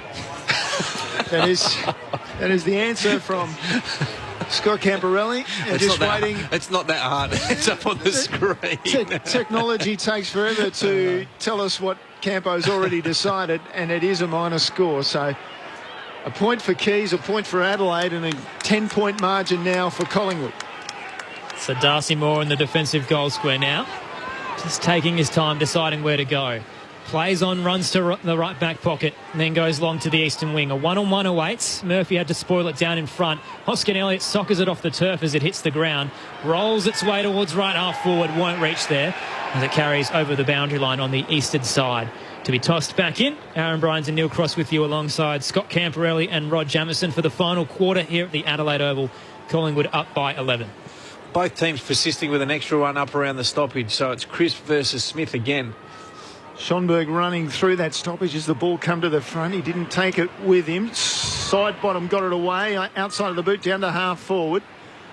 Well done by Collingwood. They get it forward. It came to side bottom from Dacos, and then a forward hand pass found to Goey. Wide out. He hooks it back. 25 from goal. Contest there. Comes off. Hands fumble by Butts. But he follows up with a tackle. And the umpire circling says, no, we'll ball it up. Or they wanted to hold the ball, the Crows supporters, a bit like down the other end of the ground. Didn't quite pull it back in. He got tackled. So we await the ruckman to come in. Finally, O'Brien and Max Lynch do that. Max Lynch pushes O'Brien out of it. Tried to have a shot on goal, but the free kick had already been called. So Adelaide receive it. Short pass wasn't 15 to Kelly in the right back pocket. Still managed to get it to Smith. Clears his kick up towards the western side to a contest. Coming across, Moore did well to knock it away from the pack over the boundary line to be tossed back in. Just an injury update as well for those just joining us. Braden Sire was subbed out of the game in the third quarter with a jaw injury. So coming in is Callum Brown for them. Ball back into play. And offhands taken by Schonberg, sprinting through. He gave it to Seedsman. Hand pass over the top, found Keys. Quickly mid-air, he gave it back to Seedsman. He carries it inside 50 with the kick. Over the back was Thilthorpe. Outside of the right boot, rolling. Minor score just to the left side of the post. Adelaide with 2 behinds to start the final quarter. And Collingwood by 9 points as we cross over 4.5 minutes. Gee, I thought he just got tugged then. I thought Madgen just held on to him there for a bit. I thought he was unlucky not to get a free kick. So Moore out of the defensive goal square. Heads to right half back. Taken by Hoskin Elliott. Pops it short. Elliott's all alone. No one's on him. Over the top, dangerous kick. Could have worked for Crisp. He did have time to take it. Spills it. Chase Jones applies some pressure and then slips over.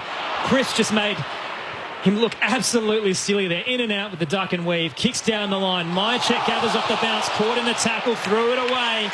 Free kick to the Crows at left half back. Jordan Butts the recipient. Jake Kelly allowed, was it Jamie Elliott to run down, hence why he was on his own, had so much space.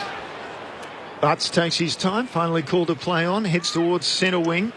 Crisp at the front of the pack, brings it down, gets his own ball, hand passes back to Quaynor. Then he goes across by hand to Noble.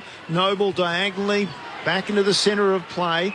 And he finds the very impressive Poulter. He hands it off. And then they go down to half forward through Bianco. Great non-preferred left foot stab pass. Finds De Goey on the lead, 50 from goal. Who was that? Bianco. Love him. I know it's Indigenous round, but love the Italian boys. So Jordan De Goey backs up. He's just on the point of the centre, point of the centre square. Real crossover now as he comes in. He's going to have to drive this one every bit of 55 metres. He gets a good piece of it arcing around. It'll be touched on the line. In fact, Butts brings it back into play with the knockaway. And Adelaide fighting hard through Sloan, who releases it to Duday off the left foot. Just tries to clear the 50. He's put it out on the full. It's a free kick to Collingwood, and the umpire's deeming it bang on the paint of 50 on that eastern side, so probably won't have the distance. Set up inside the Pies, attacking 50 from behind. Tap down from Duday. Side bottom was front and square. Shrugged a couple. Hand pass to Myercheck. Didn't hit him. He caught row high. Sliding in. Free kick to the Crows inside defensive 50. Struggled tonight, hasn't he, Myercheck? Hasn't made an impact at all. Hasn't really been good defensively. Sloppy tackle. Rowe had a couple of numbers out there on the eastern side. Eventually he plays on and decides to go long. McKay, unlikely target. Offhands it came to Laird. Laird just tumbles the ball towards half forward for Adelaide. Schonberg was there. Picked it up, lost it, tumbled over. Noble picks it up for Collingwood the other way. Into the centre he goes. It's punched away by O'Brien for Adelaide. Down the half forward. Schonberg picks it up. Releases a hand pass wide for Seedsman. On his right foot, he goes down to half forward. It's in front of Fogarty. Fogarty trying to turn his man with no success. He just can't lose him.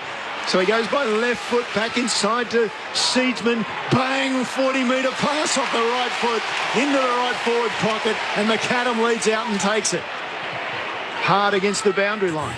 Yeah, he's thought his way through that well, Fog. could have easily just turned around and blazed away.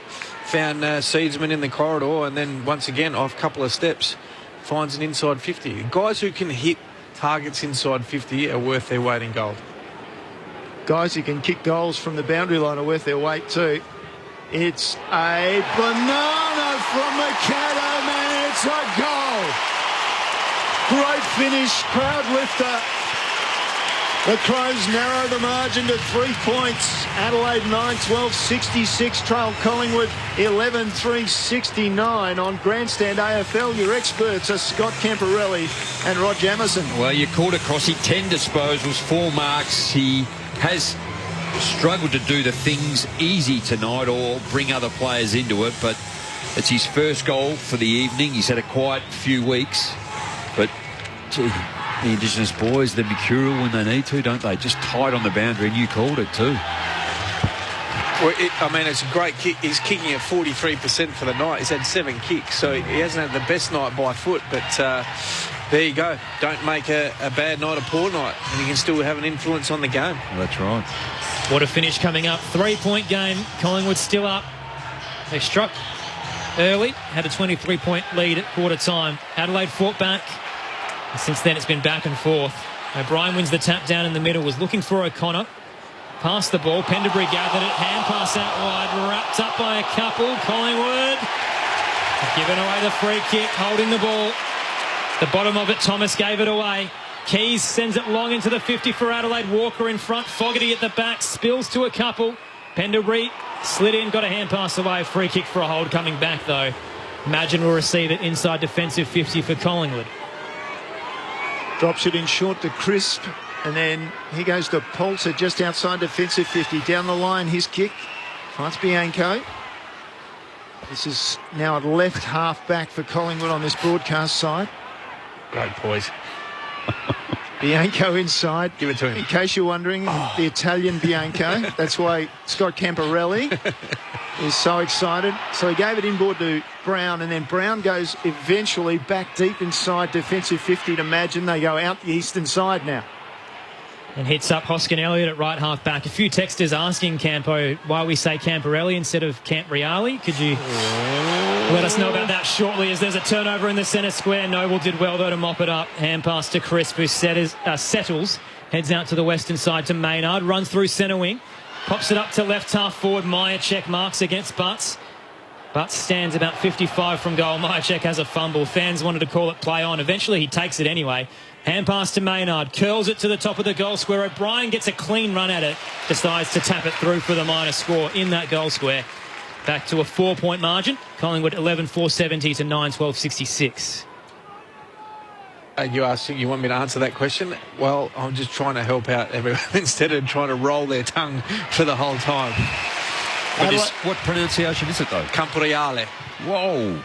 Adelaide bring the ball down this broadcast side of the ground. Sloan with a nice mark. That was pretty good. And then McAdam's such a hard name to pronounce for us Australians. No, McAdam, the Indigenous boy, taking the mark between centre wing and half forward for Adelaide. Pops it up inside 50. Walker the target. And it's punched away by the Collingwood defenders towards the boundary line and over. About 70 around from the goal face. Right half forward, broadcast side for Adelaide. Neil Cross. get some sense back into this game yet. Collingwood by 4 points on Grandstand AFL. Scott Camporeale and Rod Jamieson, your experts. 12-minute mark of the last quarter, off a couple of hands. Diving in, Poulter couldn't get a clean possession away. Keys dives in and actually holds it into Poulter. Ball up to come. Crowd getting a bit animated. They were very quiet in the opening half. It was fairly ugly football, but game on now at the Adelaide Oval. On the reset, O'Brien wins the tap down for the Crows. Coming through, Laird is gang tackled by a couple. He's not going anywhere. Ball up to come once again.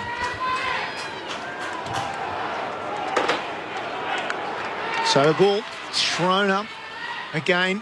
O'Brien does well in the ruck. Adelaide just scramble it forward. McHenry, the hand pass over the top. Laird thumped into the ground. Umpire set in the back. So Adelaide will go inside 50, you'd think, through Laird. He backs up now some 65 from goal. Just waiting. Walker gives him a lead of sorts, and Walker eventually gets it. He was on the lead for about 25 metres. And by the time Laird got it to him, he was outside 50. So he arcs out to the right from the boundary line and hacks it long. It's narrow, way narrow, just inside the behind post for the minus score. So Crows sneak back to 3 points behind Collingwood, who are just hanging on at the moment, you think. Maynard out of the defensive goal square, just heads to the left back pocket to Roughhead. Marks up against Walker. Roughhead heads back to Maynard. Called to play on, it wasn't 15. Fogarty comes to apply some pressure. Spills to Thilthorpe. Hand pass to Schonberg. Got a kick to it, went straight up and down. Now in the right forward pocket. Walker is chasing, but Crisp has front position. Does enough to tap it to Pendlebury. Back to Brown. Forward to Crisp. And they clear it out of the defensive 50 towards the western wing. A pack of waits. Doesn't matter for O'Brien, who stands tall in the middle. Intercept mark for the Crows in front of the benches. Wants to play on. Hands it out wide to Smith. Senders his kick with a flat one into the 50. Quaynor nearly brought it in with one hand. Spilled out towards Maynard. Then Pendlebury and De Goey for the Pies. Gets it to the centre square to Thomas. They're moving incredibly fast. Hand pass out wide to Sidebottom. Now to the eastern side to Hoskin Elliott. Plenty of space to run into. Pops it over the top to Rantle. He's 45 from goal. 45-degree angle to the right. The Pies had so many numbers forward. It was easy to surge there. A chance to settle down and get back some momentum, Collingwood. It's going to be a weird comment, but I'd love to see Collingwood try and win the game instead of just trying to hold on there. I mean, that's what everyone's been critical about. That ball movement there was a bit more aggressive. I like that. The third gamer comes in. Kicks from 48 across the goal face to a pack. Could have been marked from O'Brien. Must have been off a few hands as it fell to him. Ricochets over the boundary line. Will be tossed back in the left forward pocket for the Pies. Currently up by 3 points. 14 and a half gone in the final quarter on Grandstand AFL. Coming up next, Dreamtime in the West. Collingwood's lost 3 in a row, 8 of their past 9. Wins hard to come by for the Pies this season. Out of the ruck contest, Brodie Smith off hands. He just clears the area as best he can. It goes over the back. Chance for McAdam. Maynard knocked it away from him brilliantly to Moore for Collingwood. Moore goes to the top of the 50 to go. He slides in, takes the mark. Inside 50 quickly with the kick. And coming across with the intercept. Brilliantly done by Brodie Smith. Releases his kick to Laird. Laird goes out to centre wing. A counter-attack coming from Adelaide through Scholl. He decides to hold it up. Didn't like his options down the ground, perhaps sensible. Fans wanted him to go. In the end, he just chips it short to Rory Laird, who's just in behind centre wing on the eastern side. Round 3, Brisbane lost by a point. Round 10, Port lost by a point. Round 11, Geelong lost by 10 points. Laird goes long to left half forward off a few hands. Spills towards Maynard. Sends it back where it came from in the centre wing. Good rise from Myercheck. Takes a contested mark up against McPherson. Centres his kick to Thomas. Closer to the centre square. Completes the switch out wide. They're on now, Collingwood. Bianco takes the mark. Pops it over the top to Dacos. Oh, tunnelled it as he took the mark. Flat back, hit the turf. Lucky not to be winded there, Josh Dacos. He's at centre half forward. Duday's the man on the mark. Dacos now has to look to a flooded 50. Everyone's got back. They had a bit of momentum there, Collingwood, but... Well, they need to go in and even the game up. There's 4 Adelaide Crows players there. Dacos in, set it up towards Lynch, couldn't take it. Rantle's over the ball, McPherson with the tackle, spills out towards Brown. He's caught in a tackle, got a hand pass but turned it over. Seedsman out towards O'Connor, then clearing from Smith towards left half back. It's outside of the boot, over the boundary line, out on the full. Free kick to Collingwood at right half forward, currently up by 3. We've got 7.5 left in this final quarter on Grandstand AFL. Collingwood short to Sidebottom. So Sidebottom marks it just inside the 50, about 45 from goal. Sloppy defence, Adelaide. So Sidebottom would be on his distance here, you'd think, as he goes back well outside 50 to contemplate what he has to do. Look for a little short here to Pendlebury. Just a little point. McAdams picked it up. Just got into the space in front of Pendlebury, who was nonchalantly walking around, hands on hips. No, I'm not going to lead. Sidebottom on 50 when he kicks the ball. Good distance right to the line and beyond. Wait on it. We'll have a review. Pretty sure that's what the goal umpire's looking hit the at. Post. Campo, go to Campo. Hit the post. Okay, well, we'll wait on all the replays, but Scott Camporelli's declared a poster, and he's right. There it is. I think they either get rid of that, the bunker, or whatever it is called. You go for half of it and say you'll do it for less. Well, I always fancied the idea of having two goal umpires at either end, because the goal umpire there was across making sure where the ball was in relation to the line and whether it was over, and therefore he couldn't be lined up with the post to see if it had hit. So after all that, a minute or so wasted in this game, it's a behind. Collingwood push it out to a 4-point lead, and we've travelled through 18 and a half minutes of the final quarter on Grandstand AFL. So the Crows unsure what to do here. Finally they'll play on and head long towards the western side.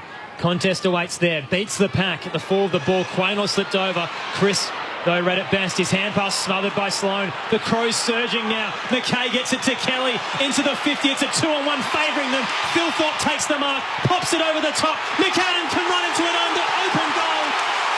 Shane McAdam gives the Crows back the lead. His second of the evening could be the most important in this game. Shane McAdam puts Adelaide up by 2. 10-13, 73 to 11-5, 71. Approaching time on in the final quarter on Grandstand AFL. Well, I was just about to say, Jack Crisp, he's been Collingwood's best player, no doubt, along with Jamie Elliott. But Rory Sloane, the captain, put the tackle on, got a hand in, and the ball flipped up, turned the ball over, and Collingwood were out of position. And really good lower the eyes by Jake Kelly, who's traditionally not a great disposer of the ball inside forward 50, but found Phil Thorpe all by himself, and then unselfishly gives it to McAdam for an easy goal. Just at that moment too, you always wonder, that's where the stage of the game is. You almost just go back and kick it, and he was lucky it didn't get smothered in the end. Good result for Adelaide. Shane McAdam in Indigenous round. What a goal! What a journey it's been for him through Claremont and Sturt, so WAFL and the SANFL. Now it's back in the middle, and umpires picked out, holding the ball. It'll go against Adelaide. Had a chance through O'Connor. 10 pass now off to DeGoey, and Elliott rather from inside 50. He goes long. Oh, he's gone for a goal. They moved it quickly, Collingwood. The hand pass came out to Elliott, and he bombed away. And after kicking 5 in the first half, he's added his 6th. As we close in to the end of this match, we're in time on in the final quarter. Collingwood 12-5, 77, snatch back the lead. Adelaide 10-13, 73.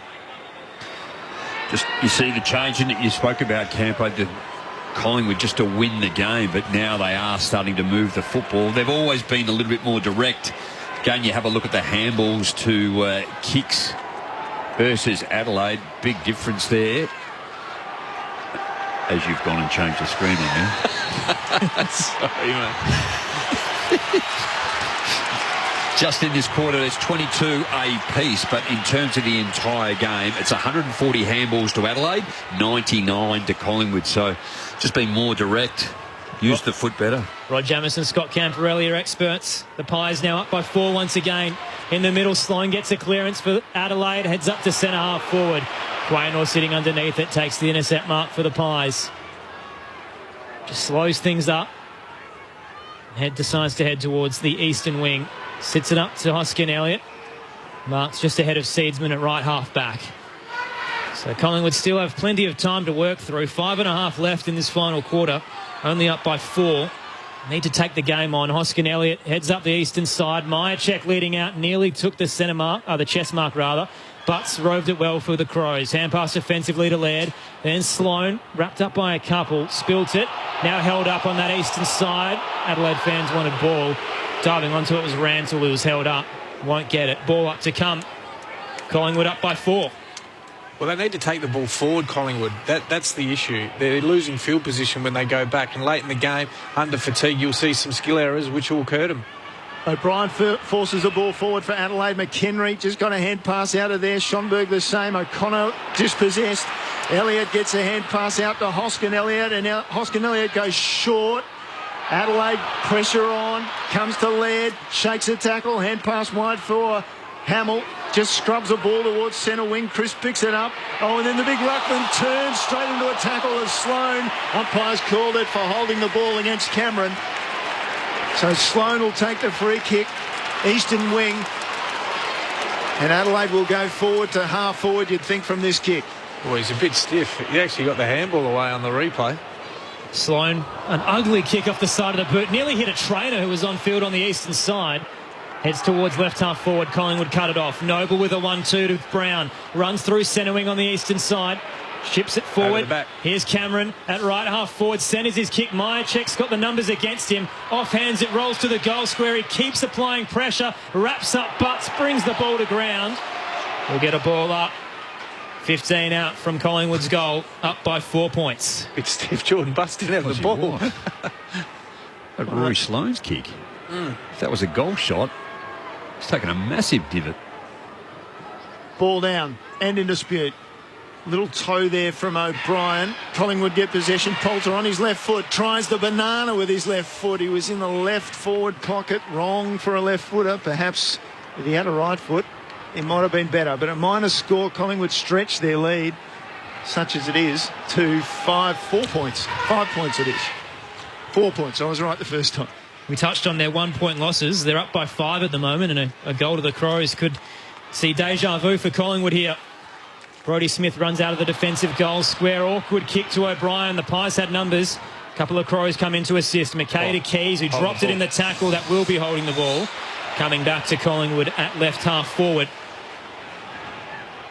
So free kick for them going to Bianco in his second game. Once again having a fairly big influence. 19 touches last week. Heading for his 16th tonight. Trent Bianco centres his kick. There's Noble. Wasn't really 15, I'm sure, but didn't travel too far. Closer to the square. Noble decides to go long this time. Into the 50. Myercheck getting a run. Duday rose up. Nearly clunked it. Spills to Cameron. Got a hand pass away. Only as far as Smith. Curls it around. Pies have numbers in the centre square, though. Well, they did well. Adelaide to get away with it. Walker hand passes forward. Keys tries to get around Noble. Just gets his kick away. Adelaide still struggling hard. Collingwood turn it over in the centre square. Side bottom. Clever. The veteran just slows it down with a lovely little left foot kick. And the mark taken by Poulter on the logo on centre wing on this broadcast side, and just slows things down for the Pies. Tom Duday the spare. Poulter heads to the 50. A contest there and a pack mark taken for Collingwood. Darcy Cameron in the middle of everyone. Somehow brought it in. O'Brien stands the mark tight angle on the paint. Darcy Cameron probably knows even if he can't kick this, he'll waste some time. So you got Jordan Butts in there all by himself and Jake Kelly. You've got to even the numbers up. I'm okay with setting up the ground, but when that ball, I mean, the likelihood of this going through or kicking to a contest is going to be more kicking to a contest. They need to make it one-on-one. Otherwise, Duday now, who's now become the spare, he intercept marks. So Darcy Cameron, slow approach, winds around and heads towards the goal square, just pops it up. Crows do have numbers waiting there. Off hands, Dacos trying to bust through. Caught by a couple. Ball up to come inside the attacking goal square for Collingwood. Up by 5 points, 26-minute mark. 1.5 minutes to go. Deep in Adelaide's defence. Ball to ground. McKay slips a hand pass out. Keys just clears it as best he can. First to it was Scholl. He gets it outside 50 for Adelaide. Towards the boundary line. They'll take that. The Crows set up again. Left half back, eastern side of the ground. Call it, Campo. What do you got? Well, I'm thinking there's an extra up at the stoppage, which is going to be McHenry. He'll spit forward and kick a goal. Here we go. He's been right all night. Pies fans won't like to hear that prediction.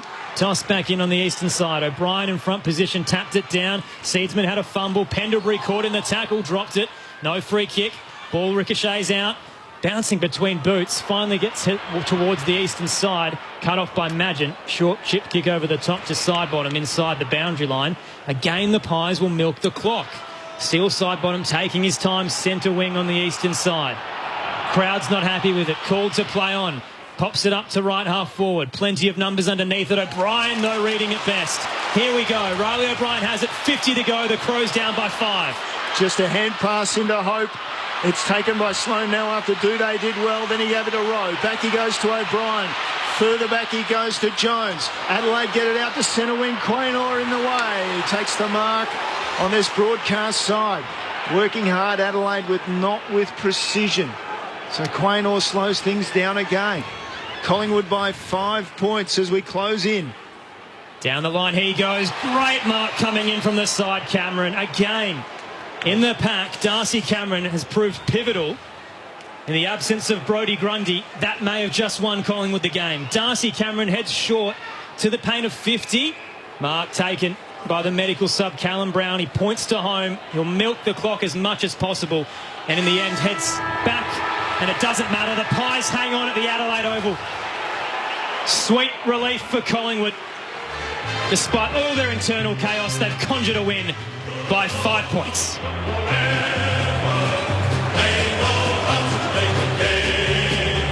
Side by side they stick together to uphold the Magpies' name. See the barricades are shouting as all barricades shout. Oh, the premiership's a cakewalk for the good old Collingwood. The Pies had a hot start to the game, leading by 23 points at quarter time before the Crows fought back. It felt like Collingwood were just hanging on for the majority of the second half, but they got it done, something they haven't been able to do this season very often. Their third win, Adelaide's 8th loss. The Crows lose at home in what could be a season-defining moment for them, and Collingwood finally getting the 4 points. Their third win of the season, Jamie Elliott with 6 goals on return. Good old Collingwood forever. They know how to play the game. Side by side they stick together to uphold the Magpies' name. See the barricades are shouting as old barricades shout. Oh, the premiership's a cakewalk for the good old Collingwood. So 6 goals to Jamie Elliott on return. Singles for the remainder of the Pies to De Goey, Bianco, Dacos, Sidebottom, Thomas and Poulter. Meanwhile for the Crows, 2 to Seedsman, Walker, McAdam, Fogarty. Singles to Thilthorpe and McHenry. Collingwood, it felt like they had control for the majority of the night, but they were under so much pressure. This will do them a world of good considering all the drama and pressure that's been placed on them this season. So Collingwood about to fly straight out of Adelaide. They'll be getting out of here as soon as possible, but they'll be thankful they've got the win heading into the Queen's birthday clash with Melbourne at the SCG. Meanwhile, the Crows, a week away from their bye, in a bad spot now, sitting 4 and 8. And a game coming up with St Kilda away from home at the moment. I'm not sure where that actually will be, but the Saints to come for the Adelaide Crows. Aaron Bryans and Neil Cross with you for the next 15 minutes alongside Scott Camporelli and Rod Jamieson to break down the game. The leading possession getters as well. Rory Laird with 40 for the Crows. For the Pies, 31 to Jack Crisp. And obviously they got the win in the end by 5 points. Rod Jamieson, Scott Camporelli, how did you see the Pies win? Well, it was outstanding, wasn't it, too? They started really well, and it's all about efficiency, and they were able to do that. 5 goals straight in that first quarter, then another 2 in the second. Kicked 4-goal-3, and albeit it was late, it doesn't matter when you get them, but they were able to outscore Adelaide, and Adelaide's still struggling to win a third quarter in season 2021. Only 1-goal-3 in that last quarter, but you have a look at the marks here. They've had plus 40, so again being able to control the football. Adelaide got smashed in that area last week. Collingwood, their tackling 77 to 52, so in favour of Collingwood. The pressure was good. I thought their defence worked really well. I thought Sidebottom got better as the game went on. Will Hoskin-Elliott also got better as the game went on. Pendlebury played most of his game in defence. Poulter, he's going to be a class player, isn't he? He's composed. We know Maynard, how good he is. Darcy Moore, very good. Quaynor too. I really like the way he plays as a small defensive player, but also very quick. Plays up in the air. Jack was great in the middle of the ground. Crisp, that is, just and/or across the half-back line too. So, and then when you go forward, Jamie Elliott, what a game. 6 goals on his return. Just all class. We know he can use the football really well. He's quick, he's explosive. 7-goal scorers in the end. They missed a couple that they possibly also should have got. But to come to Adelaide with what they've been imposed as to how to get here and now what they're going to go return to. Coming in undermanned, Brodie Grundy. I almost thought Adelaide should win and win well tonight. That was a big out, as you know what sort of player he's. De Goey was quiet. He wasn't too bad. They had a number of players that really struggled up forward. They lost Sire early, so I thought it was a really good win by Collingwood. Contrary to what Adelaide, I thought they, all the stats will show, but it's not always about that. But they were just fumbly, didn't use it well. So many more handballs, 155 handballs to 202 kicks. So just that ratio there, I think it's just still too high from a handball. They just put each other under pressure all the time. They throw it around. They haven't been clean, and they haven't been able to get the football to go forward. So really disappointing from Adelaide tonight again, Campo. Yeah, and you look at, you just spoke about their disposal. I mean, they kicked at 64%, which is, I think the AFL average would be up around 70%, so they haven't actually kicked the ball that well. It's okay to handball, Jamo, but it's the handballs that are breaking through, that you got guys that are running forward at the game that causes overlap. At the moment, Adelaide's handballs, they flick it to, all they're doing is essentially passing on the pressure.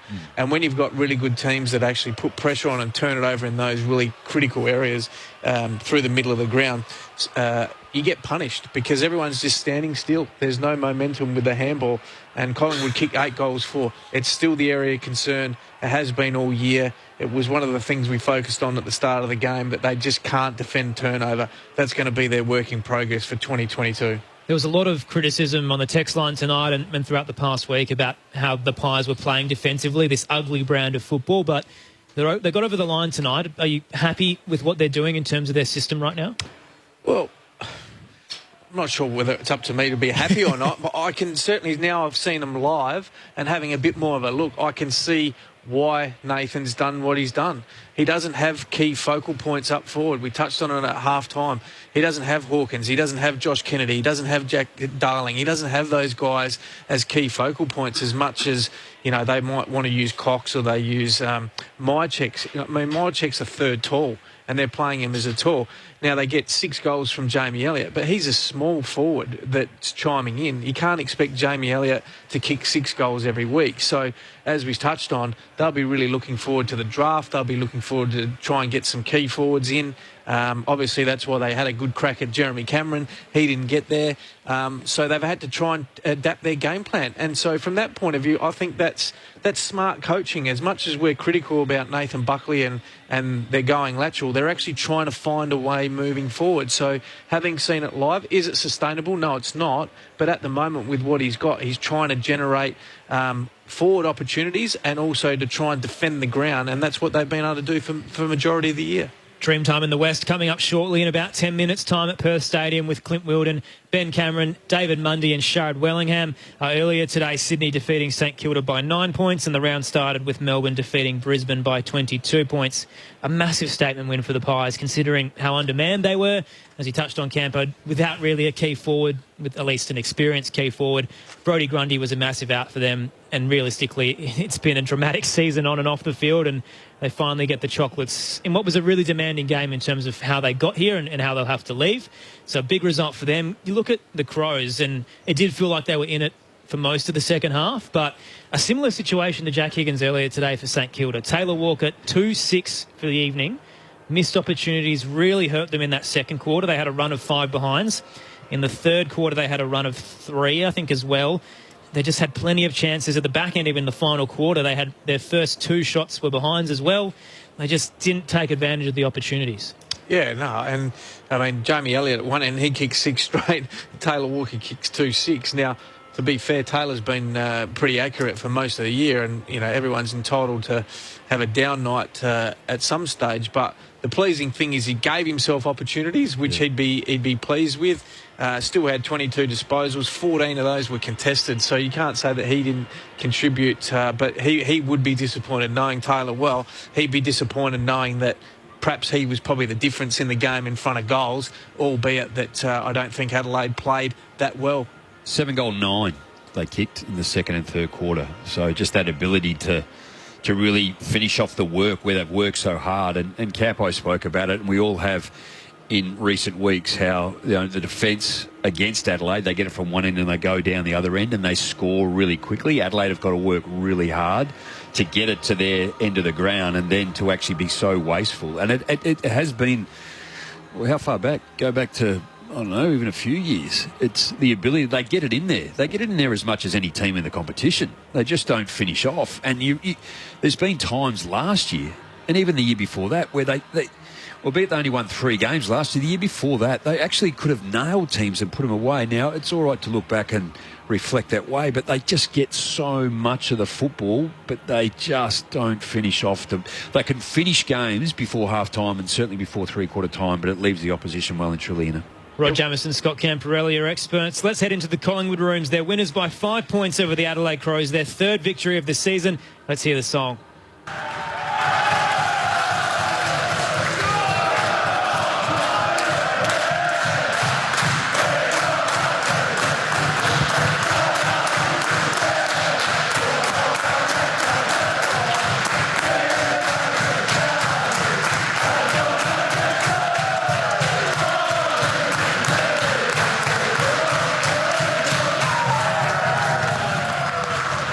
You can hear the energy in that song. It clearly meant a lot to them to win here at Adelaide, considering the circumstances they got here.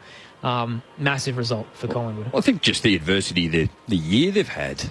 We've spoken about it early part, and they've lost 3 games under 10 points, 2 under 1 point each. So to be able to come here and win like they had, so it was a great win. Dreamtime in the West coming up very shortly. No late changes there, so the medical subs for both sides. Patrick Ambrose for Essendon, Daniel Rioli for Richmond. So we'll be headed there very shortly.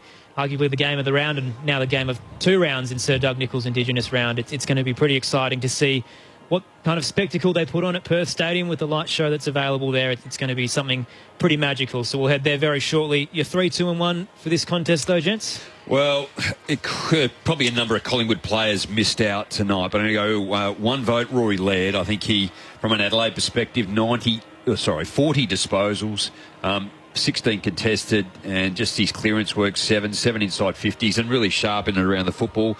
Jamie Elliott, I'm going to give 2 votes. You could have gone Pendlebury, Maynard, Moore, Josh Dacos, Poulter. There could have been a number of other players, but Jamie Elliott with his 6 goals straight to be able to set up the game for Collingwood right from the outset. And 3 votes gone to Crisp, with his overall game, 31, 9 marks, 11 contested. 9 handball received, 3 tackles, 3 clearances, 2 inside 50. So pretty much a complete game by Jack. So I think we know where Collingwood sit in the pecking order. They're obviously probably not going to make the 8 and they'll be around the mark and obviously push teams like Adelaide. But for the Crows, there was that possibility. They were in the 8 in the early stages of the year. They've been competitive for a lot of contests.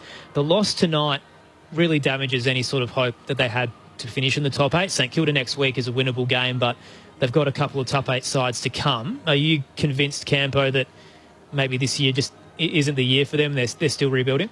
Oh, well, to be fair, I didn't think they'd make the 8 anyway. So I think what they have done is they've improved, no doubt about that. They've been in games for longer. They're getting games into their list, most importantly. And there's some continuity with the players and the game plan that they've been able to implement with Nixie. Obviously, it was a tough year last year, and with COVID and training and implementing his game style, they've been able to do that more consistently this year. So they've improved. I think they're probably around the mark, to be fair. They're still in that sort of bottom 4 to bottom 5 in the competition, I feel, just with where they're at list-wise. But they've improved. But I didn't definitely have them in there, fighting, even though their early form would suggest that they were going okay. I still was worried that probably towards the back half of the year, how they're going to go with a younger list, fatigue, less rotations. Can they keep their good players playing well, like Taylor Walker and Rory Sloane, and can they get Talia back, which they sort of miss down back as well, as a bit of experience just to sort of help Jordan Butts, who I think's had an outstanding year. So I think they're probably still around the mark. The pleasing thing is they haven't been blown out in any game, to be quite honest. Yeah, it was GWS was, that was their poor one, yeah. So out of their 12 games so far this year, you'd have to say that they've ticked majority of the boxes, and I think as a supporter, you'd come to the game knowing what you're going to get now. On the text line, Rod from Rowsley says, in the last quarter, you guys said Collingwood were just hanging on. In the first quarter, you said they were playing ugly football. Now you're telling us they went okay. I don't get it. And he was amping up a lot through the final quarter as well about it. But I feel like we can stand by those statements. So Collingwood's ugly football is their defensive lateral game, and it's working for them tonight. Worked for them last week against Geelong. Even though they didn't score a lot, they stayed in the contest.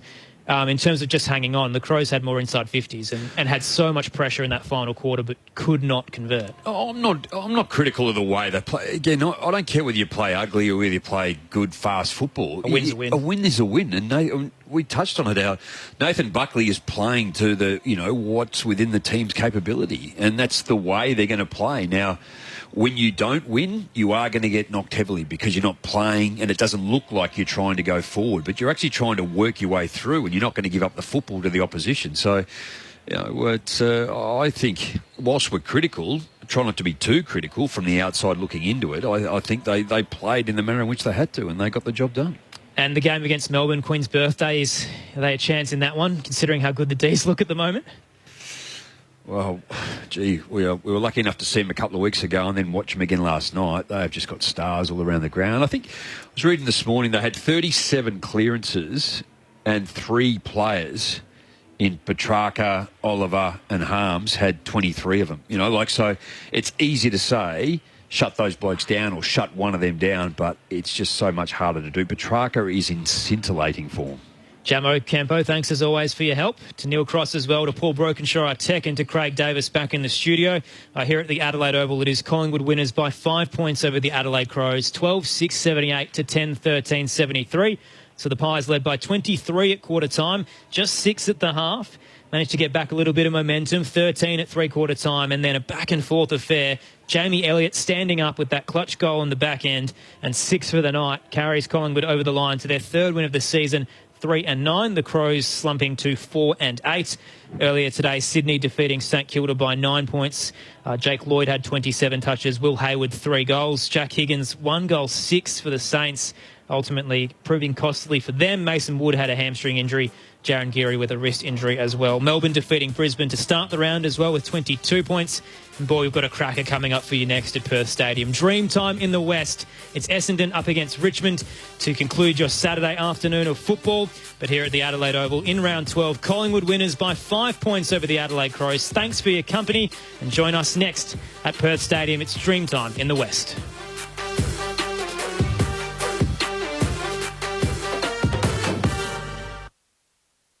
So, am I the only one with a secret that would end a relationship?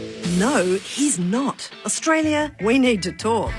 We asked 60,000 Australians 600 questions, and nothing was off limits. Should the vaccine be mandatory? Do I like my boss? Should politicians resign if they lie to the public? How often do I change my sheets? Now we have a picture of Australia like never before. See where you fit at abc.net.au/Australia Talks.